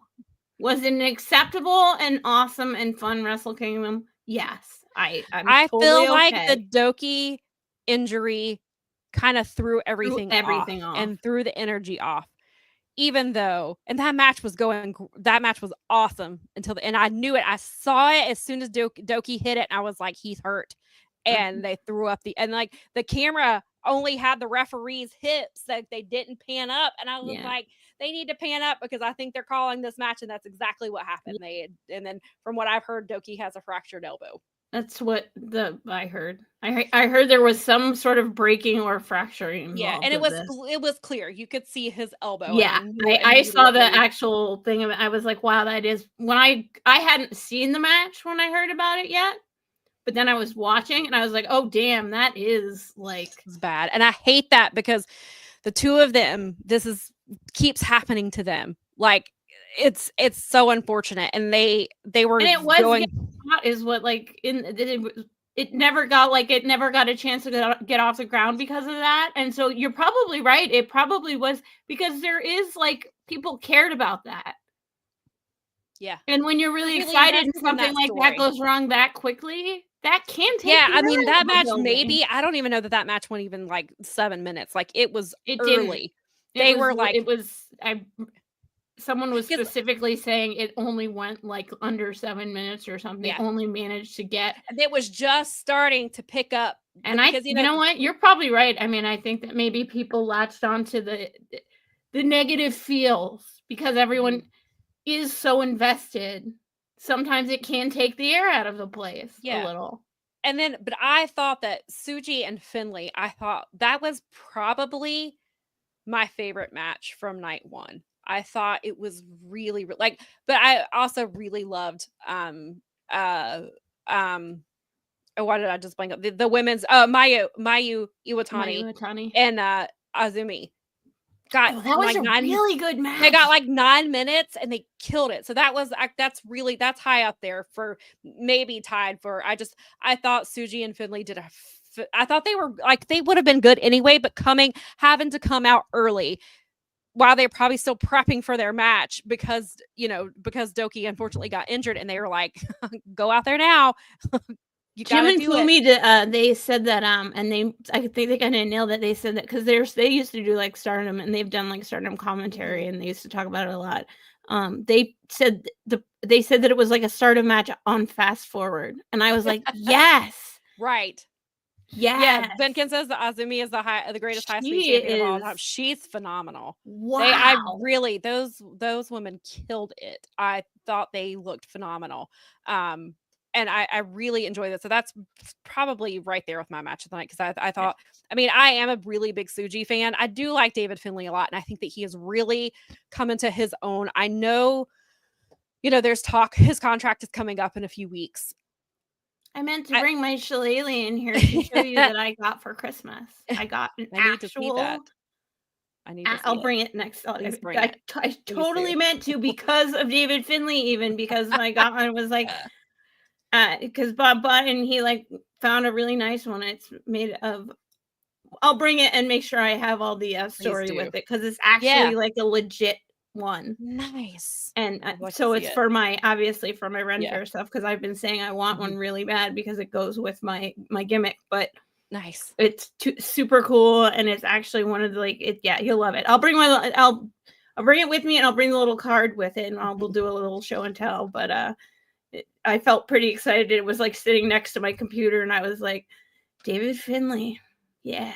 Yeah, and I thought his match with Brody was something else. That was a really good right. Like, Brody. Some people like Brody King rules. Like of course I love him in House of Black, Kings of Black Throne, but as a singles wrestler, like he's so good. He's so underrated, and we've gotten to see more of that the last year or so. But that match I mean, he just tossing people around. He was barking, got the fans to bark with him. Like it was really cool. And then I didn't for a while he dominated that match, and then Finlay just he turned it around and he ended up getting the win. And I really enjoyed that match. It was crazy that he was able to get Brody King up, and that was definitely impressive. And David would be an interesting fit for AEW. But we had this conversation on Speaking of Strong Style, and I had this conversation with Josiah as well.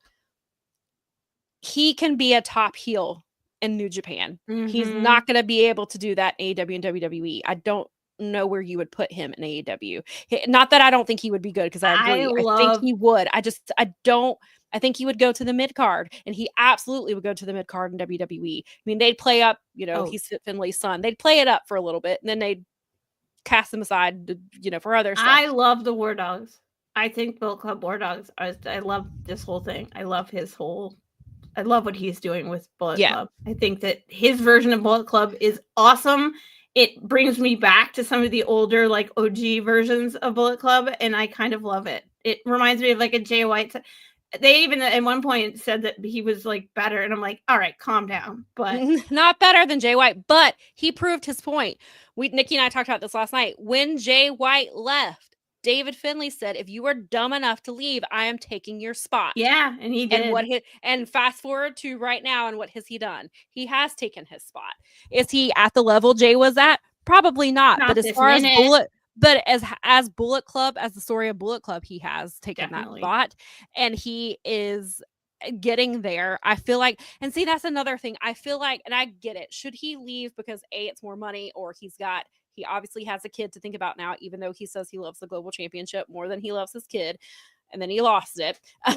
But, and so I get like the family side, like wanting to stay home and be closer to, you're the kid and, having more money. I think like that.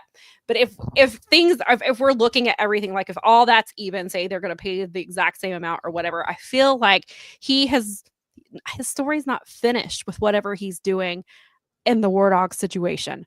I feel like it would be unfortunate to have him leave now. I feel like he has, even though he lost the global championship, and maybe that was the plan. Maybe he lost it because they don't want a Tama Tonga situation where we put a title on him and he decides he's leaving. So perhaps they were like, we're just gonna put this on Tsuji until you figure out what you're doing. And then if you decide to stay, we'll figure it out. But so hopefully he stays. But overall I thought that it was a really good show. To me, Wrestle Dynasty was the better show. I thought it was, and that's only from seeing from Mercedes to the end, because I still have to go back. I thought it was the better show. That's not to say that Wrestle Kingdom was bad. It just did. And I guess I can get the argument that it didn't feel like a Wrestle Kingdom from people who, have watched a lot of Wrestle Kingdoms like we have. But I mean, like, I don't think it was a bad show. I think. Yeah, but there were a lot of factors this year that just didn't exist. There was no way it could be the same because of, like, they lost. Like you said it was the first time that, like, that laundry list of the greatest wrestlers in the world right now is not there anymore. Right. So I don't know. I think people are I think people are a little spoiled. I had that thought too, that we are so spoiled with good, and I I'm fall of a victim to that too.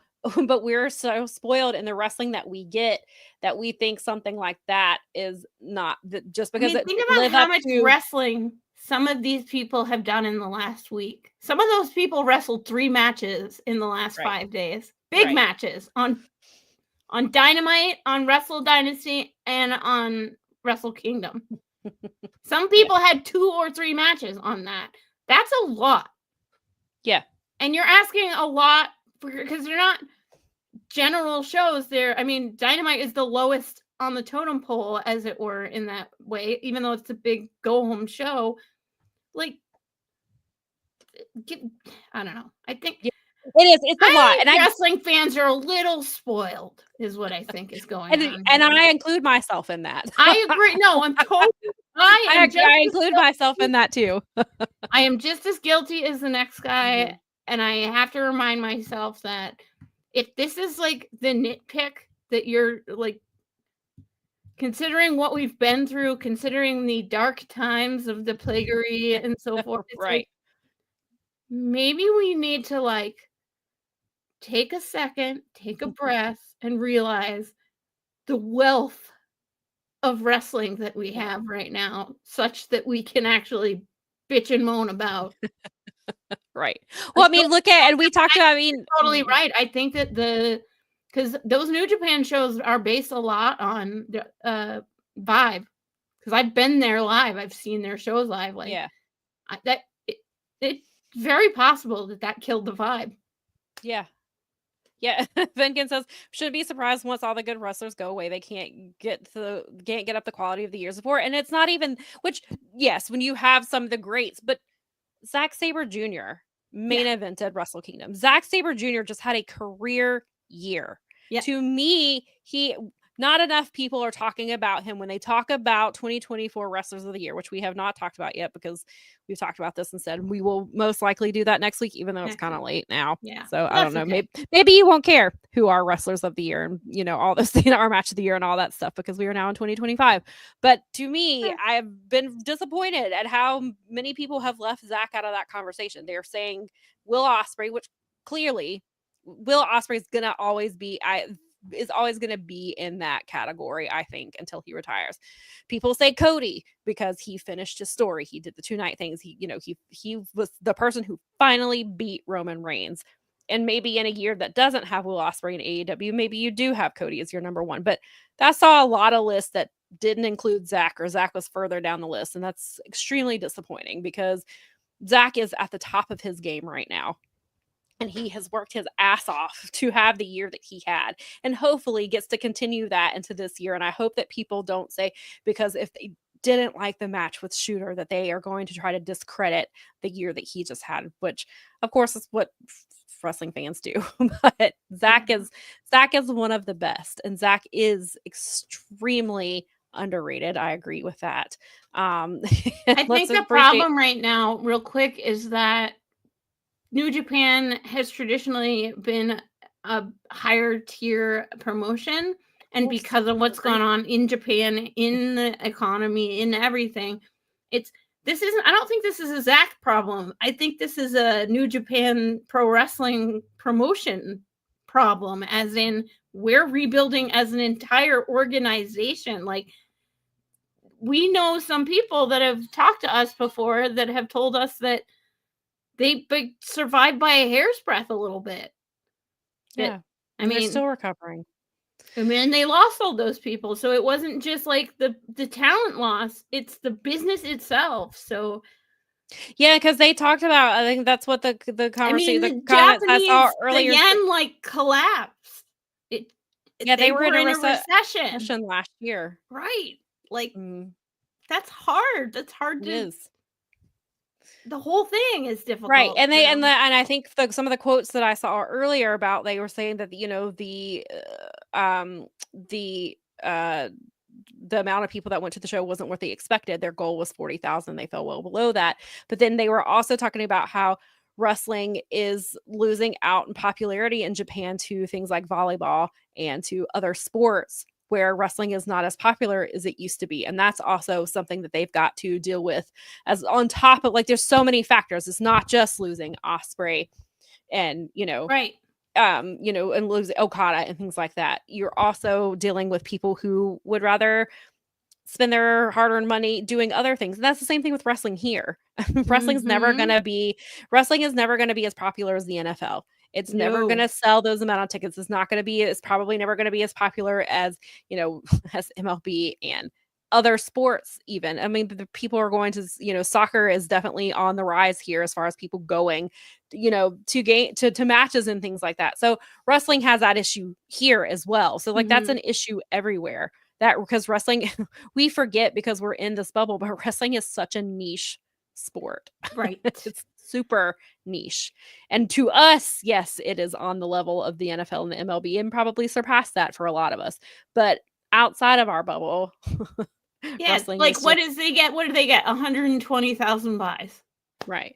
Like, and that's why you bring in, so that's why you bring in like the Costco guys. Like maybe it is not for me. It's not my demographic. But more people know who they are than know who Cody Rhodes is. Or, that, and that's an argument that was going around on Twitter. And they're like, well, Roman Reigns has this many followers. Okay, but they're all wrestling fans, or maybe they watched him play college football and followed his career afterwards. But, and good, that's great that he has that. But he's also been in a couple of movies. Yeah, they were smaller parts, but, so people know him that way. And people also know him because he's extremely attractive, and people are like, well, wow, who is this? But I've seen women flat out say, who is this? And they will go follow him because that's just human nature. It's the same, but like, it's not the same. Like his 5 million followers is not the same as the Costco guys. And then there are people obviously who don't know who the Costco guys are. And so that's bringing them in, but they're like, and so that's why, that WWE has always relied on celebrity. Like look at WrestleMania, especially the early WrestleManias. I mean, they're bringing in Cyndi Lauper and like bringing in these big pop stars. They do it every year. They were bringing in like when they were bringing, they brought in Snooki when they, like, so they were bringing in, they still tend to do that, and so AEW's brought in Shaq. They brought in Mike Tyson. Like, you do what you do to get people to watch your product. I mean, that's just a given. And I think Vinkin says that's why WWE has Logan Paul to an extent. Nobody will ever convince me otherwise. Logan Paul is in WWE because it's PR. They are trying to get people to forget why he got in trouble. And why even though he's not outright banned from Japan, he is not welcome there. Because of some shitty things that he did, and they will never convince. That was purely PR, I think, and I will always stand by that. But WWE continue to use him because it brought in fans, it brought in the Prime sponsorship. Like it's something that benefited when both you have of them. Poorly behaved people on your. It's just like a lot of what we have been experiencing and what we will be experiencing in the future. Is that when you have people, you can justify your bad behavior if somebody with bad behavior is put in a position of relevance. And I mean, obviously, carny shit is like the easiest place to put somebody in a position of relevance, where it's like, oh, he's cool. Look at him doing all this fun gimmicky stuff that he does. He's all right. He didn't you could even make that argument. You could make the argument for Mike Tyson. Mike Tyson has done some very awful things in his he serves, yes, and he has served prison time. and things of that nature. And he's trying to, rebuild his career and things like that. And he's somebody who's been featured in both companies. It's okay because he was in The Hangover and he's bros with those guys now, so he's fine. Yeah, it's that kind of thing. It's down the memory hole kind of deal. It's like we can erase this. Well, and you also have, and I think for a certain, a certain segment of the audience, they know him from The Hangover. They don't know. That's it. They don't know what he did in the 90s. They think he's a cool dude that has a tiger. Come on. Yeah, they don't. Yeah. They bring back Hogan with his baggage. Yeah, so it's definitely erasing things. So if it outweighs, if they can make money off of it, they'll deal with the baggage that comes with it. Well, I think it's so funny because the baggage that comes with it is that people are talking about them on the internet, and that's helpful to them. Yeah. That boosts their algorithm. Mm-hmm. So of course they're going to keep doing it. I mean, it's like everyone was so mad about the Pointer Sisters being like, what year is it and all this stuff. And I was enjoying it and having fun with it because I just thought it was hilarious. But I'm like, okay, but this is also one of the top 3 topics this weekend, despite the fact that we had 2 major shows. Yeah. I'm like, all right, you guys, but you understand how the algorithm works, right? Because you talking about it and bad-mouthing Pointer Sisters are getting paid, good for them. If the Pointer Sisters can get paid in 2025. It made me so happy. I actually went on a click hold because I was like, I bet I know way more of their songs than I realized. And even Jeff Hawkins was like, can we get Neutron Dance next? And I was like, so of course I ended up down a click hole, and they actually are they were a gospel group turned pop rock. It's just amazing. The 80s was such a hilarious time. It was. Negativity is also engagement. Exactly. That's Lincoln just nailed it right there. It's the engagement. They don't care. We're talking about it. Up likes are up likes. Mm-hmm. And that means... and that's why you see the wrestling grifters in this community. Oh my God, yes.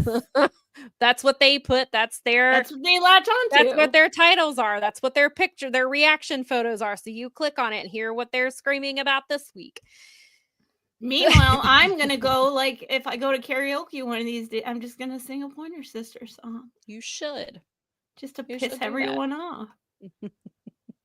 I don't know. I mean, I get it. You have SmackDown who is using Megan Thee Stallion. And then you're using the Pointer Sisters. But also, I think the Pointer Sisters have some bangers. It felt like they were doing the homage to the old school show thing. But I guess missed because it's just too... Well, and then the audience is too young for that shit, and there are people who don't listen. They might be too young for it, but listen, WWE does this shit because last week, not this past Monday, the Monday before, Corey Graves made a reference to Lee Greenwood. Okay, so Paul was actually cracking me up because Hockey Night in Canada last night had Too Legit to Quit or something like that, and he was like, "Are the guys from are the guys from AEW booking Hockey Night in Canada's?" So we've been making there's a group of us who have been enjoying making fun of and coming up with hilarious alternatives because we just think that this course, there's been a ton. We've been doing it in private so that it doesn't show up in the so it doesn't aggregate. There's been a ton on Twitter who've redone the opening with just random 80s songs or just hilarious. And so people have been having fun with it too. I mean, there's been obviously a lot of backlash, but people have been having fun with it. But Corey Graves and I was asking because some of the people that I write with at Wrestling Inc. are a lot younger than me, and so I'm and I asked them do the youngs know who Lee Greenwood is? They didn't, but also my editor, who is close in age to me, did not know who Lee Greenwood was, and I had to explain. I know who he is. And I had to explain. My dad was in the military, so you can imagine. I heard that song was played at things that he was at for a long time. So, so I was explaining it to them, but then they also New Day called the week before. New Day called Dominic a knockoff Tom Selleck, and so I asked them, "Do you know who Tom Selleck is?" Yeah, right. And they knew him from Friends because he was Monica's boyfriend for a little bit. That's how they knew him. But that's hilarious because and somebody said, and so I asked him, I was like, is that how you know Bruce Willis as well? Because Bruce Willis was he dated Rachel for a few episodes. And so I was like, and they were like, no, I knew him from something else. And that goes back to like one of my friends in wrestling she just retired from wrestling media last week, but Kimmy, she knew David Hasselhoff from SpongeBob, from the SpongeBob movie, which I just like lost my mind at that. But it's so funny. So now I'm always asking when they make a reference to an older person, like I ask them, like, do you know who this is? Did you get that reference? Or I like doing that too. I have youngers, like I have a couple of like 18, 19, early 20s. I love asking them. I'm like, right, of course, Magnum PI, but that's also Magnum TA. So that's hilarious. I forgot. So that's so funny. Is that because I obviously am of the age where I go straight to Magnum PI. I forgot that he was Rachel's boyfriend Monica's boyfriend for a spell. Yeah, and that was funny because I had those episodes were on again like a few weeks prior to that, and I was just watching some of those episodes. So it was really funny. But of course, so that just shows, we all know people, and like that happens to us too, like older people, and I'm like, oh, I know this because of this. Like this always reminds me of like this conversation I used to a long time ago. I was working at a vet and we were playing Christmas music and Burl Ives came on and I said something and they were like, how do you know who Burl Ives is? Because I was like 19 at the time. And I was like, because my grandmother, right? That's who she listened to Burl Ives. So like, that's who I knew who that is. And so like, it's always interesting when you hear like, how do you, because we're at that age of like, well, of course we know him from Magnum PI. Tom Selleck was everywhere in the 80s. Like, of course that's where we know him from. But then you get to this younger generation and they know him from this or that, or they have no clue who he is. Right. Right. So it's not, so yes, AEW is definitely leaning into it, but WWE is still, because Corey is our age. So of course, Corey Graves is because Chelsea Green is the United States champion. And he was talking and she comes out and flies. So like, she's really leaning into the United States gimmick. And like, he stands up and salutes her when she comes out, like that whole thing. And so that's where the league, like it made sense in the context that he was talking about it. But then I heard it and I was like, wait a minute, do these younger people have they ever heard of him? Like, so it was so it's happening in a lot of wrestling places, but I think it's the age, and we're close. You and I are close in age to a lot. You and I are like, I'm the same age as Tony Khan. Like we're in that same age bracket. So like, it's funny how I just think a lot of us had like, our grandparents like showed us a lot of their stuff, or our parents showed us a lot of their like, so. Because I just remember spending a lot of time, and the reason I know like Burl Ives and all those musicals is all my grandparents, like my grandpa's Laserdisc player. I mean, like, my sister and I could probably sing every single like song on the Music Man. Like, it's terrifying. Yeah.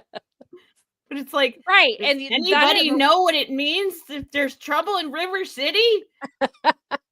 And see, and Maria makes an excellent point. Adam Copeland, Christian, and Jeff Jarrett get a lot of TV time. They do. They've been around for really, and so like I sometimes struggle with that because like I'm like, yes, there are certain people I want to see. Like I love Christian. I want to see Christian Cage. But then on the other hand, like there's younger guys who could be getting TV time too. And like there's a fine balance with that. And then also, but we have to remember a lot of these are on the other end of their career. A lot of them are winding down. So they're trying to use them while they can and get what they can out of them. Because Jeff Jarrett obviously is hinting at like, of course it ends up he wants the title shot, but we were like, I was, before we knew the announcement, I was saying that he was going to win the 0-1 last time and then retire,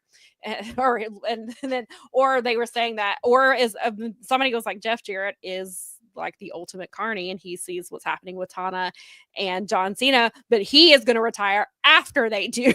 Like he's smart. That's what he's going to do. And now we see him. And just because he wants a title shot does not mean he's getting it. Like I think people need to relax. Because at first I was like, I was like, I don't want to see AEW That's not for me. That's not for me.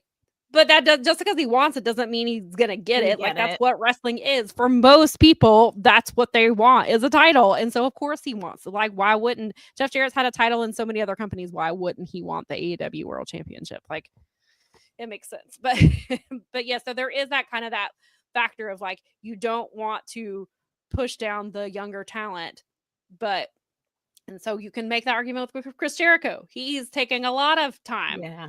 Away. And like Nikki keeps pointing out, he said in his, like, he talks about it in his books about how these old timers were hanging around way longer than he needed to and how much he hated that. And he's doing the same thing. He's taking away a lot of TV time from people that could benefit from it.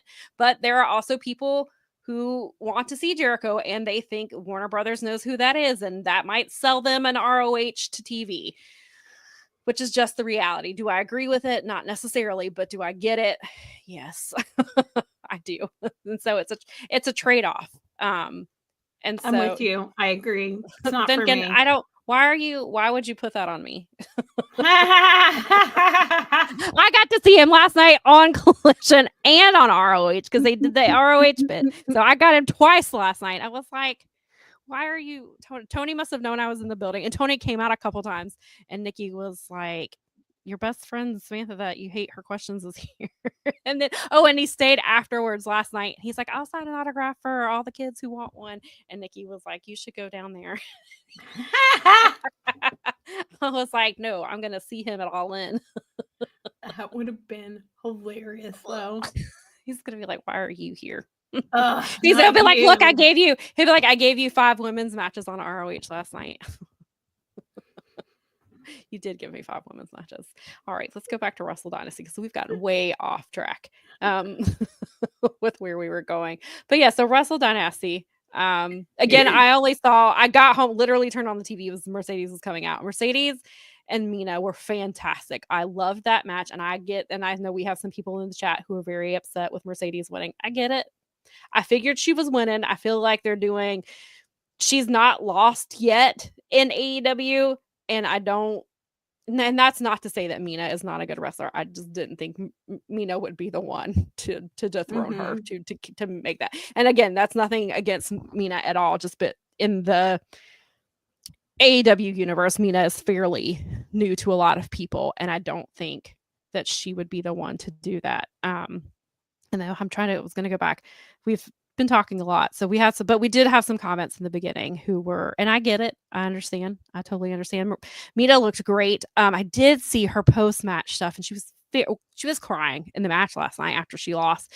And then she was crying in the post-match and was saying that, a lot of people look down on it sounded like a lot of people within Stardom looked down on her for coming to America and were upset with her.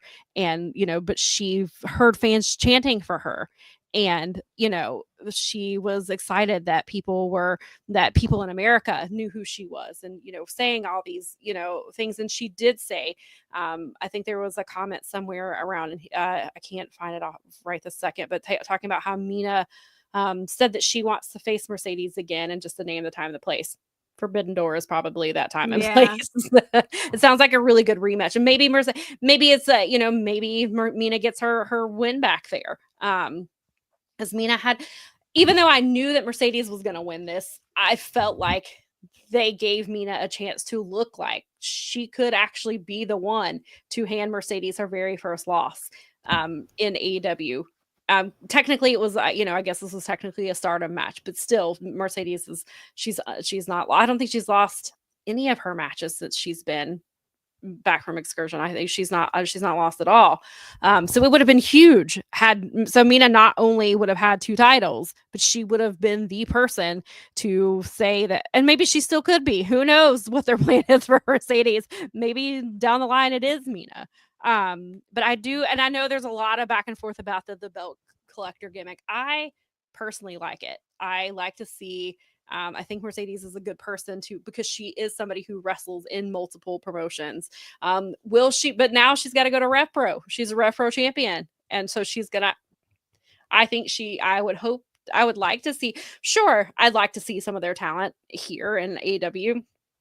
But I would like to see if she's their champion. I'd like to see her go. But you could see her because they have the it's in October, right? When they do the show with the UK.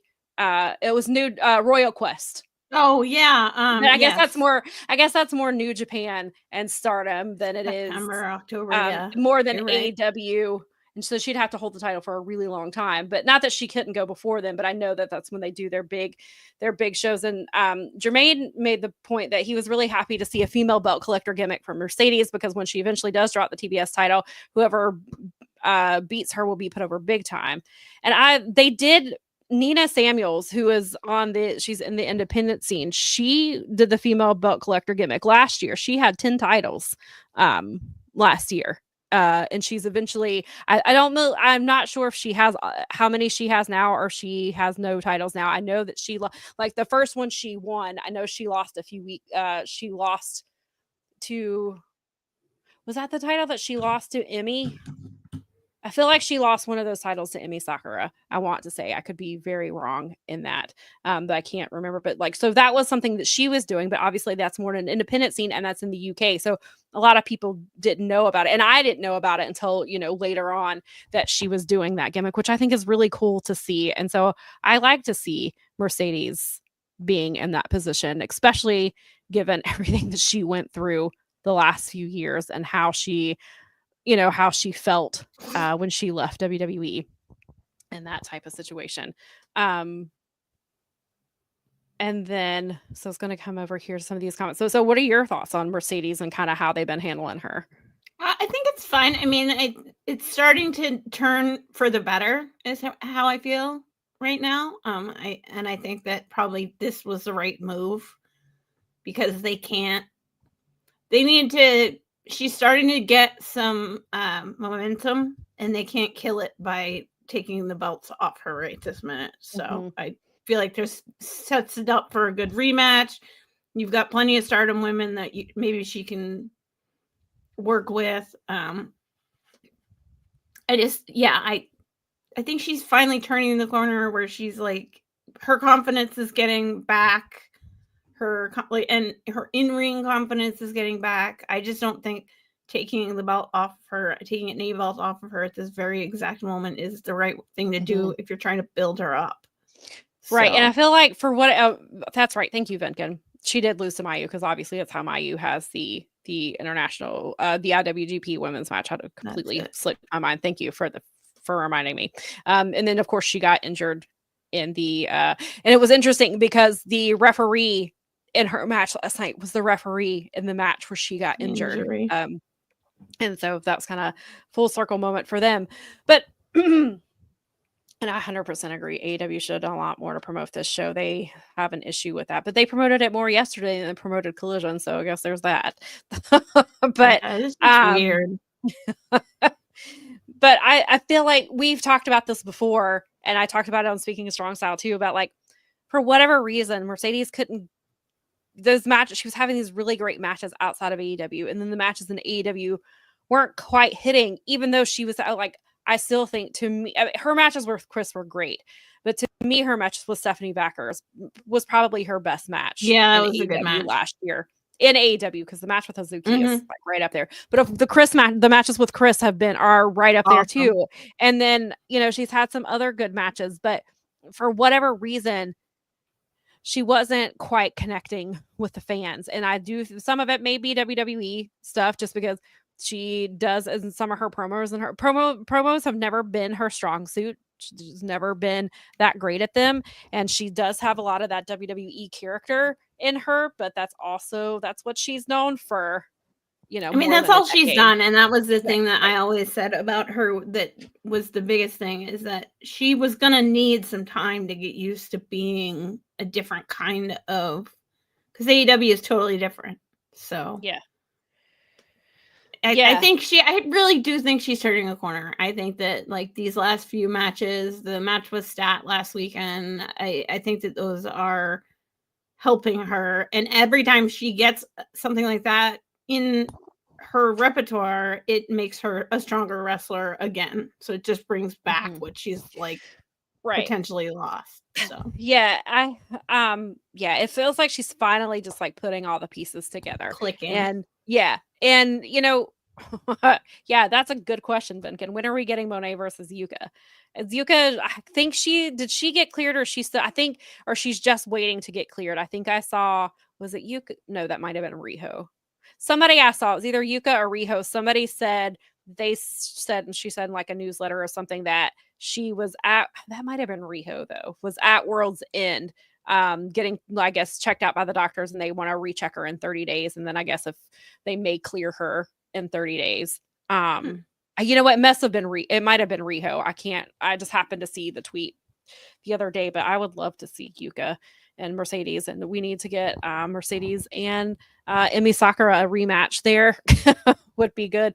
Vinkin said she's probably facing Windsor, and I saw that Alex Windsor posted like a list of people she wants to face, and I wish that AEW had signed Stephanie, but I think there were some outside factors that played into that, because there are certain people on the AEW roster who support her abuser and have publicly supported her abuser, and I think that played a bigger factor than people will say that it did. I think that was a really big factor in her deciding. I mean, she did say that, she grew up watching WWE. It was always a dream for her, which I get.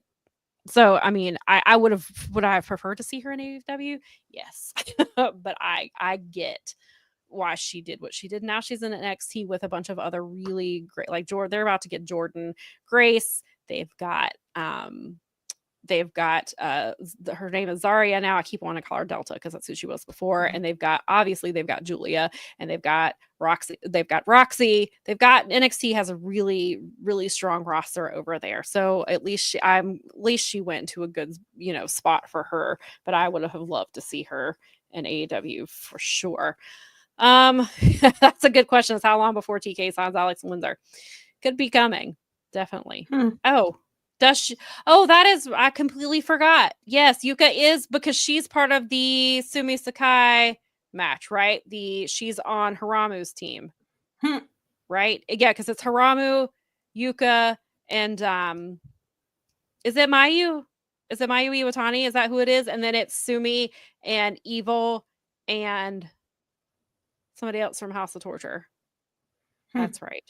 Yes, okay. I completely forgot that Yuka was on that. Yes. Right. Okay, Venkin, thank you for clarifying that. Yuka and Mayu are teaming, which is massive. Yes, and they're on Haramu's team. Yes. So but yeah, so back to Wrestle Dynasty. I guess I had the match with the one Ishii and Takeshita was my favorite match from the entire show, I think. Well, take that before Kenny. It was up until that point was my favorite match. That match was incredible. I love Ishii. Takeshita's I think they said Takeshita's with he is with AEW, DDT Pro, and New Japan. He signed to nice. He signed to New Japan for a year. So I assume that means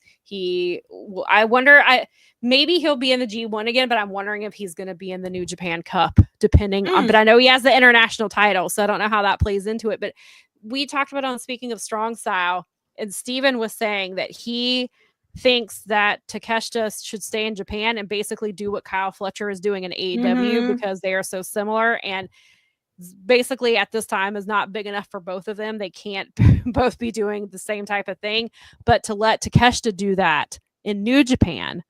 And he's like, I also just really want him in New Japan. Which, yeah, right. 100% get. Takeshita, wherever Takeshita is at, I'm going to be watching, because he is definitely hitting. He was already good when they brought him in, but he's on another level. He's definitely hitting his stride in the same. Kyle Fletcher is doing the same thing. And so I do kind of want to, and Kyle Fletcher was talking, he was watching and was tweeting about Takeshita and how great he is. And then apparently Orange Cassidy was also watching and said that he was about to get conglomerated by Ishii. That's awesome. And then Chucky T was tweeting last night. He didn't tweet during Wrestle Kingdom like he normally does, but he did do it during Wrestle Dynasty. He said that Rocky gave him his password. And so he was just tweeting all kinds of hilarious stuff. And it's funny because he was like, where's all the hot? He's like, where's all the sexy dudes at? And then he was like, oh, never mind, Takeshita is here. And then he was just like tweeting all, and then he's talking about how he would he look cool if he had Great-O-Khan's hair, and like just tweeting all kinds of crazy things that you expect from Chucky. But then there was one, he did tweet a really nice thing about Yota Tsuji and how he said he likes seeing people that were young lions when he was around getting big spots, and he said that would probably be the only real tweet he would tweet. And then he tweeted that, can we believe that him and Zack Sabre have never kissed?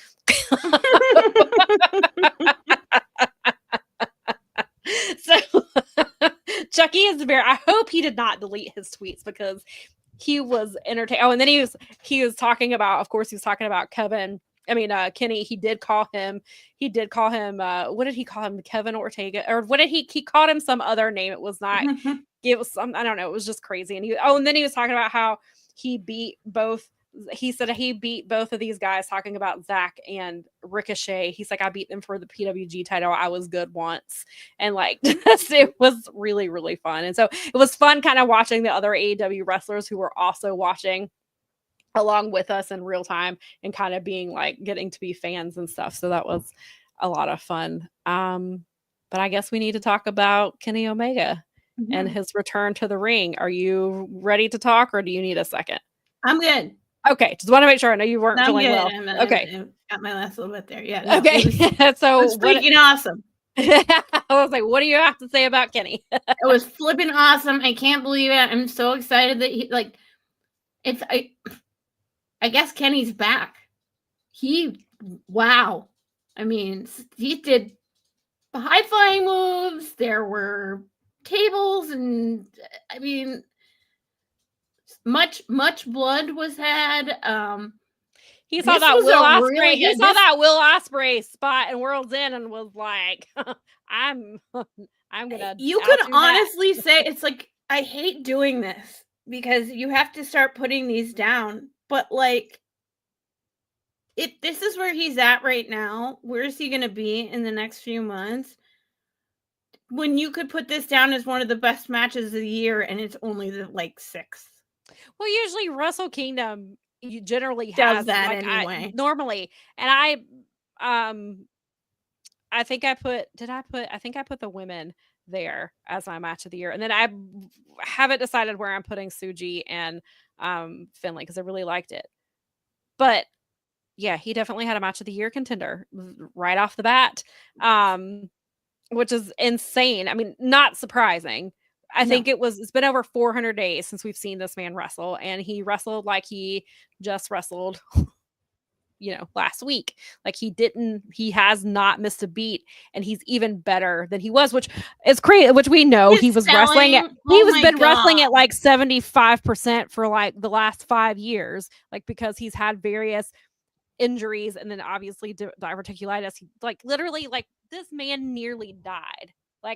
That's how that's how bad this case of diverticulitis was.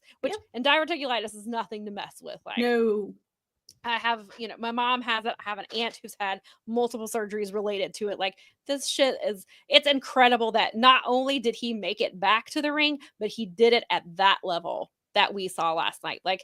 That man is the greatest of all time. And I say that as somebody who loves Okada, who also thinks that Okada is the GOAT. Yeah. But Kenny just was incredible. And he the time, everything, he had the entrance, and they had that perfect camera spot where his eyes were closed and they popped open right at the beat. He obviously clearly had it timed out. I mean, this man's had a lot of time to think about how he wants to return to wrestling, but he nailed it. The theme, the entrance, the theme, the gear, just all of it. And then of course the wrestling, and then the man got booed and part of the match by the Japanese fans who revere him, regardless of what Chris Charlton tried to say on commentary last night. What is little Mr. Snickety? I get it. I do too. He had a couple. We're Chris Charlton fans here, and I. Yes, him and Walker do a fantastic job. Rivalry. I do have to say, him and Rocky took away from that match a little bit, and I had to tune them out because it was too much. I'm like, I get it. You're selling I get what you're selling. You're selling the whole reason Gabe Kidd's in this match and his whole argument. But you were taking away from what is happening in the ring because of that. But then he tried to imply that Kenny was not important to Japanese wrestling. And that's a flat out lie. That's BS. I get it. Like, I get you're working the fans and you're trying, and I get it. You're a New Japan home. Like, you're supposed to be. Right. That's your that job. I don't have an issue with. But when you try to say that Kenny Omega does not mean anything to, or does not mean what he thinks he means to the Japanese fans and to Japanese wrestling in New Japan, that's a lie. When he's just literally spent like months in Japan rehabbing. Like, he wasn't here in America. He was in Japan. He had his surgeries in Japan. He did his rehab in Japan. Like, thank you. We're talking about the biggest Bullet Club leader ever. And I get it. And even Chris Charlton said at the end, I got a little passionate and maybe got a little crazy, and I apologize for it. Don't come at me on Twitter. They were already coming at him. And again, Chris, and I love Chris Charlton, and I get it. Of course, you're especially in this situation where it is supposed to be a rivalry between the two companies. Like, yeah, of course, I get it. But first of all, don't let it overshadow the match that you're calling, especially when it's Kenny Omega's first match back 400 days. Yeah, and don't do that. And then don't better than that. Don't say or imply that Kenny Omega does not mean. And even if that's because you're talking about what Gabe Kidd said, because I know that's what, of course, Gabe Kidd's gonna say that. But for you as a commentator to say that is absurd. Like, that's crazy.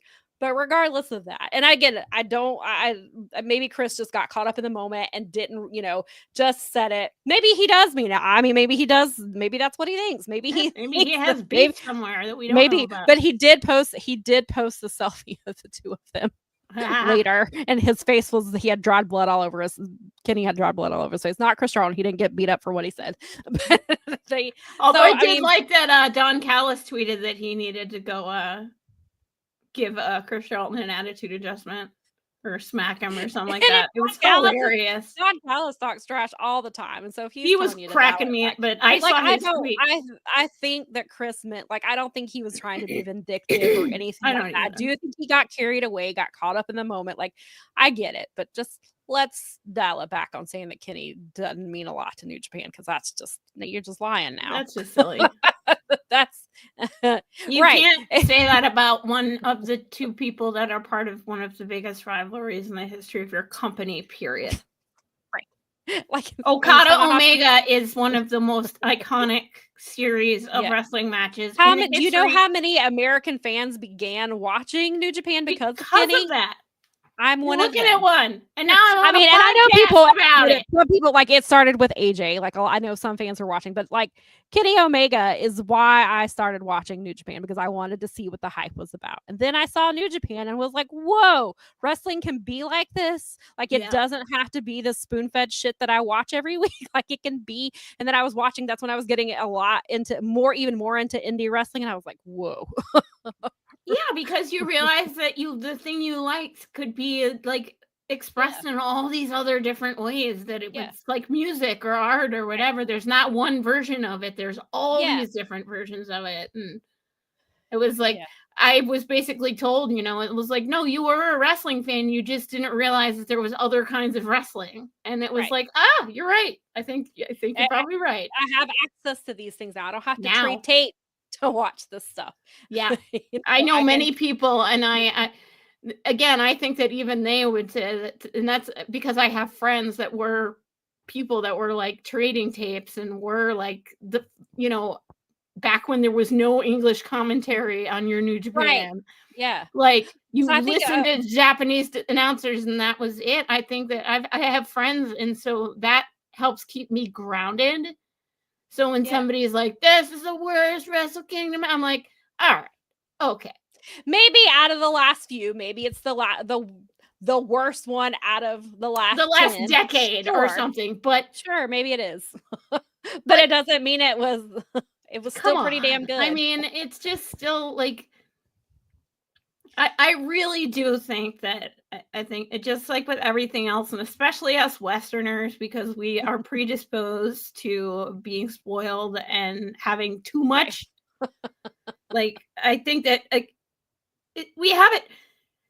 I say this a lot about like life in general, but we have it too good, and we don't realize how good we have it sometimes. And like we are, I know a lot of people hate when we say it, but we are in a golden age of wrestling. We are. Because we have so much access to so many different styles. And if WWE is not your thing, then you can discover, matches in Japan. You can watch British wrestling. You can watch, Irish wrestling. There's so much. And of course, and I know some of us are lucky enough to have budgets to watch this thing, but then there's YouTube that has all these matches as well. Well, yeah, you can just watch CMLL for free on Friday nights on YouTube. Right.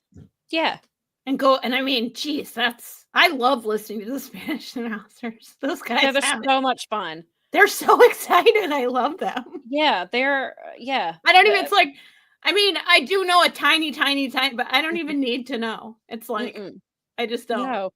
No, and you can hear them. They're very good at, and not that the American commentary or English commentary is not, but they're really good at like inflection. Yeah. And you can hear tell they're telling the story, right? You can hear when something is building because they change the quickness of how they're speaking, just everything, because they get really excited, which is their, obviously it's their job, but they seem to really enjoy the product that they're calling on top of that, which, is nice. But I mean, and even if you listen, like there's like the Panthers have like, they'll post certain clips of like their Spanish announcers calling certain touchdowns and things like that. And like, it's in baseball too. Like there's so much, it's so cool to just hear.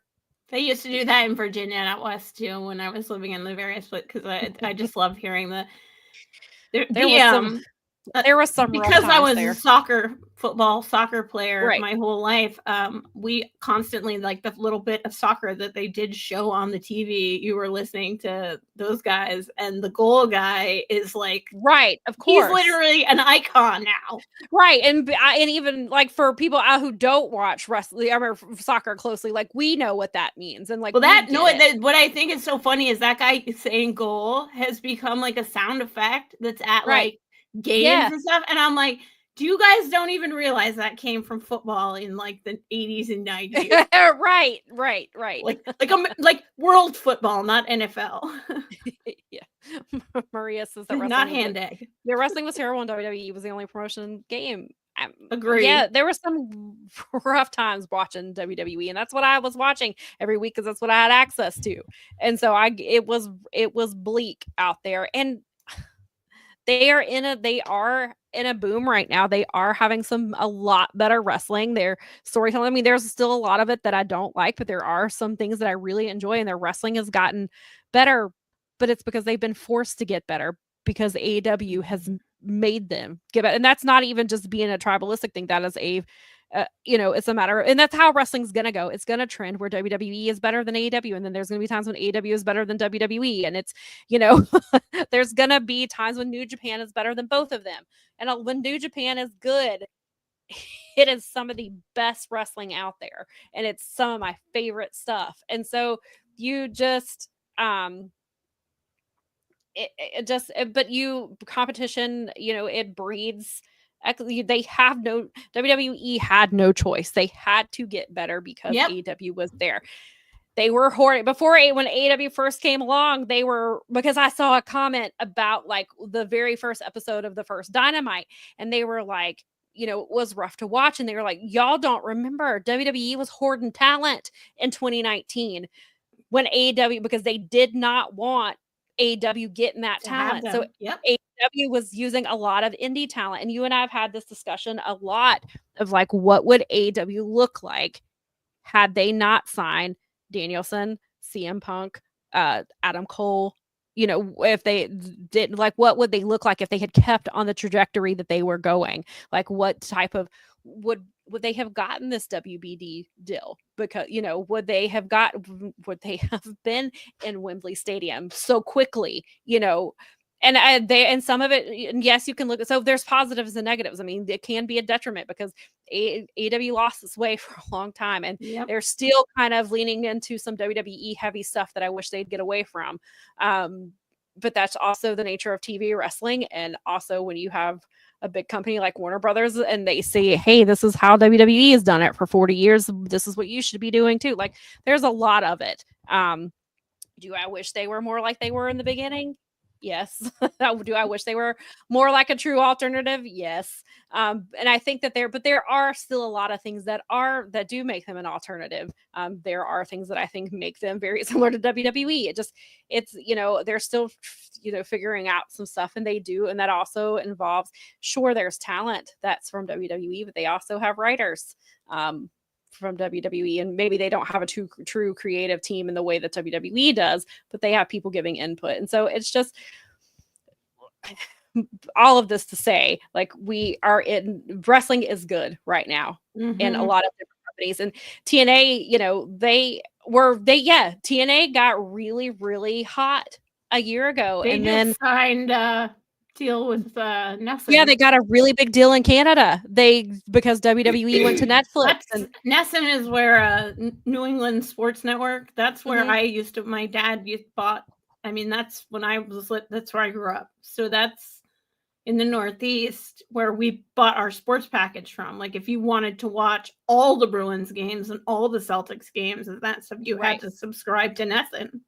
So that's a big deal. They got the Sportsnet deal up in Canada, which was where, because that's a major sports network. And AEW stayed with. They had offers to go elsewhere, but their deal with their current partner was better, and so they stayed there. And so, like, it's thriving in other places too. Like that's huge that they're getting, and they're working on media rights deals in other countries and things like that. So wrestling is wrestling is fine.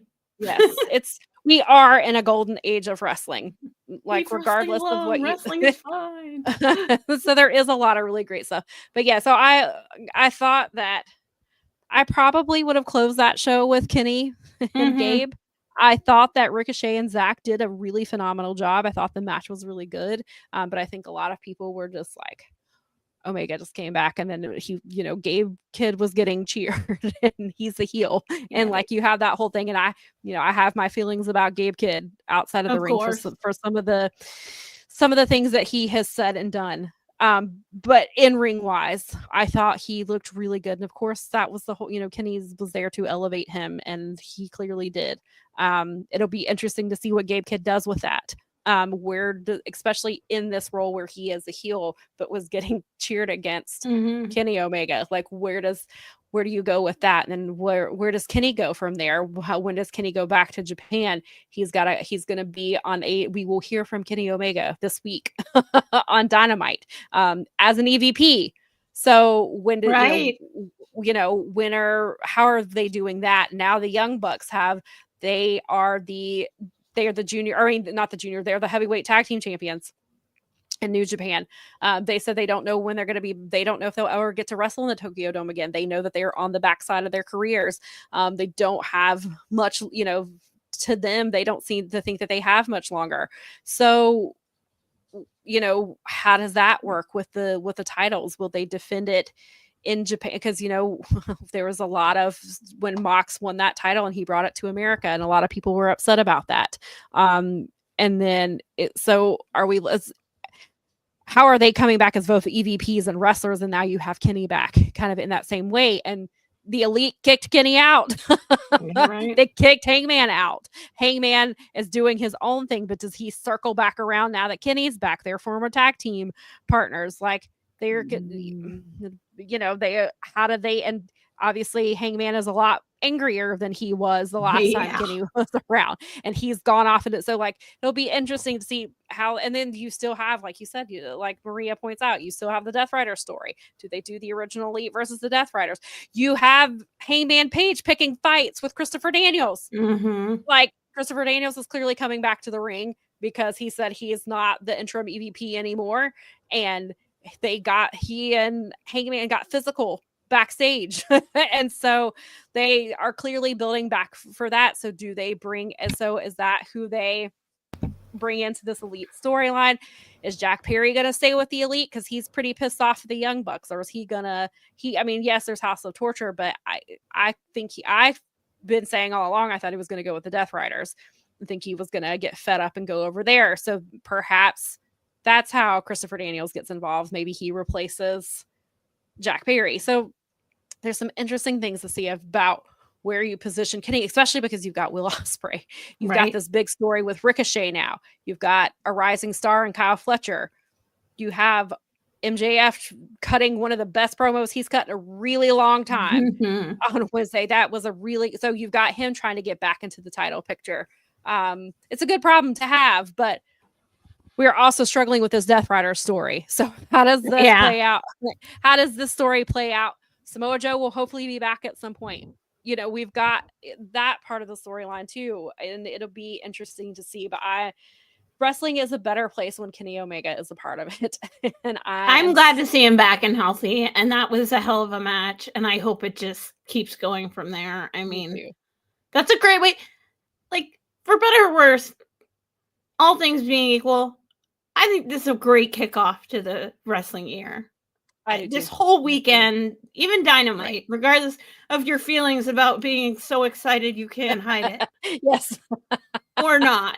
And you make the Jesse Spano references Nikki did way up here somewhere. Yeah.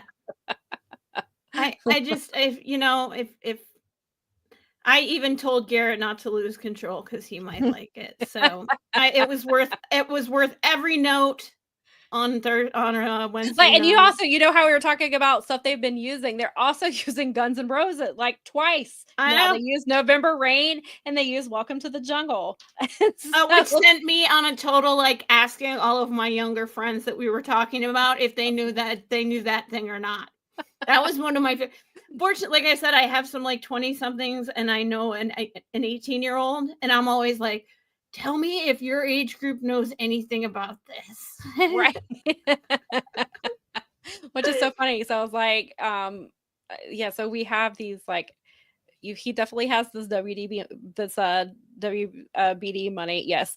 They do have Elton, which I'm so excited about. And I was like, at first, when I saw they were getting it back, I was like, they didn't bring him into All in London, bring him to All in Texas. And I was like, wait a minute, he's lost his vision. So if he gets his vision back, bring him at Forbidden Door and let him sing Sunday Night's All Right for Fighting, please. That's all I want.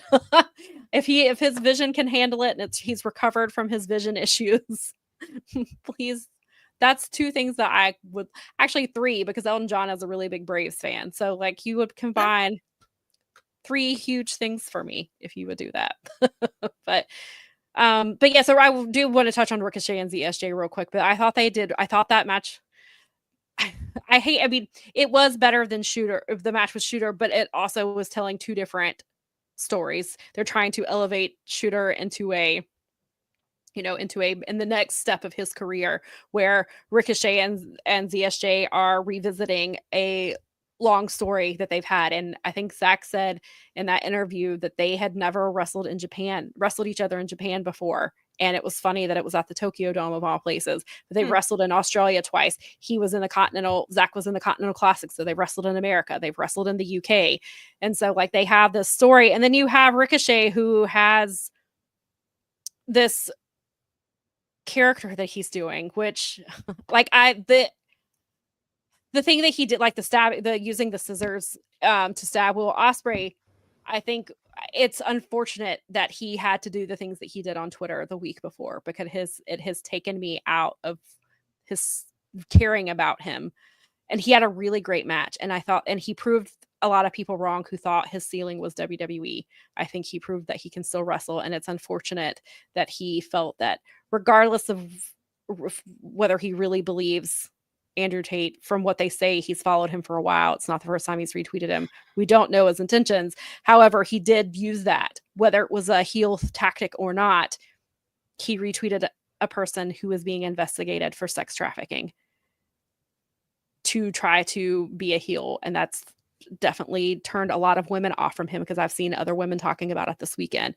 And it's unfortunate that he had, that he resorted to that for whatever reason that he did. And I hope he does well. I don't know how. So now I have this really weird balancing act of like, that was a really incredible match and he's got this interesting story, but also he's using a sex trafficker to be a heel.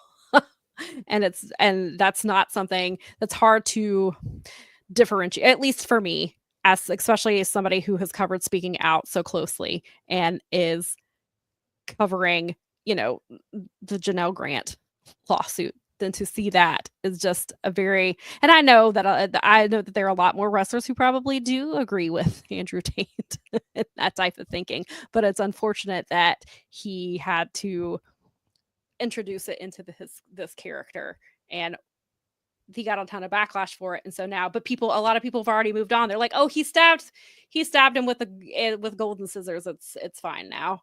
Which I know other people, we all have different capacities for what we find acceptable and things like that. And they'll just be like, oh, he was trying to get over, it didn't work, it backfired, now he's moved on. Perhaps that is the case. But on the other hand, Ricochet really may believe those things, and it's not fun when wrestlers do that. And so I'm in a really weird place with Ricochet and how and he's going to be a very big part of future plans, it looks like. And so now that's something that you have to, I know it can affect a lot of people, but as a woman wrestling fan, that's just one more person. And then you have Marty Scurll, who is trying again, who's saying he's going to sign with a major company this year. And people think it's AEW because he was friends with the Elite and supposedly is still friends with them. But then but in that comment, he kept bringing up WWE, which I also cover. So it's unfortunate. So it's just unfortunately, it's a reality of wrestling that it's unfortunately, for at least for me and a lot of women, you can't separate the two because that's just the society that we live in, unfortunately. Especially right now. Mm-hmm. Yes. And what's about to be happening in this country. It's a hard thing it's a lot to have to reconcile with. And, feelings can change on that from day to day and week to week, unfortunately, with that as well.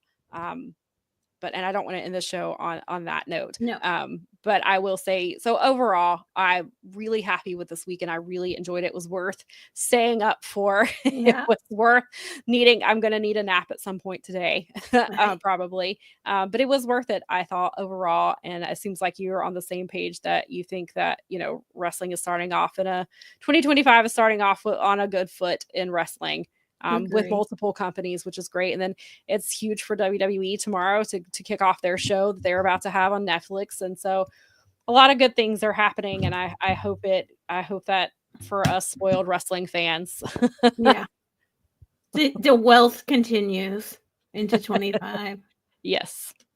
As we mentioned before, at 5:30, Steven and Jeremy will be back to talk about Wrestle Dynasty. Steven was there in the building. He was there for Wrestle Kingdom as well, so he'll have some good insight. We're going to try to bring him onto our show to just kind of talk about his experience overall and his experience going to see how women's wrestling is, how that's accepted or how fans react to all women's wrestling shows compared to, a New Japan where they just have one women's match. So get his perspective on that. And you can follow us. We are on Blue Sky, all three of us. So if you're there, we are still on Twitter for now. So you can find us there. We're on Instagram. We're going to try to do better about posting there. But yeah, so unless you have anything else to add, I think that's it. No, I think that that's good. And I hope that everyone has a good week and get some sleep. And we will be here next weekend. Yes. All right. Thanks everyone for joining us in the chat. We do appreciate you always. And anyone listening back or watching back, we appreciate you guys too. Everyone have a great week and we will see you next time.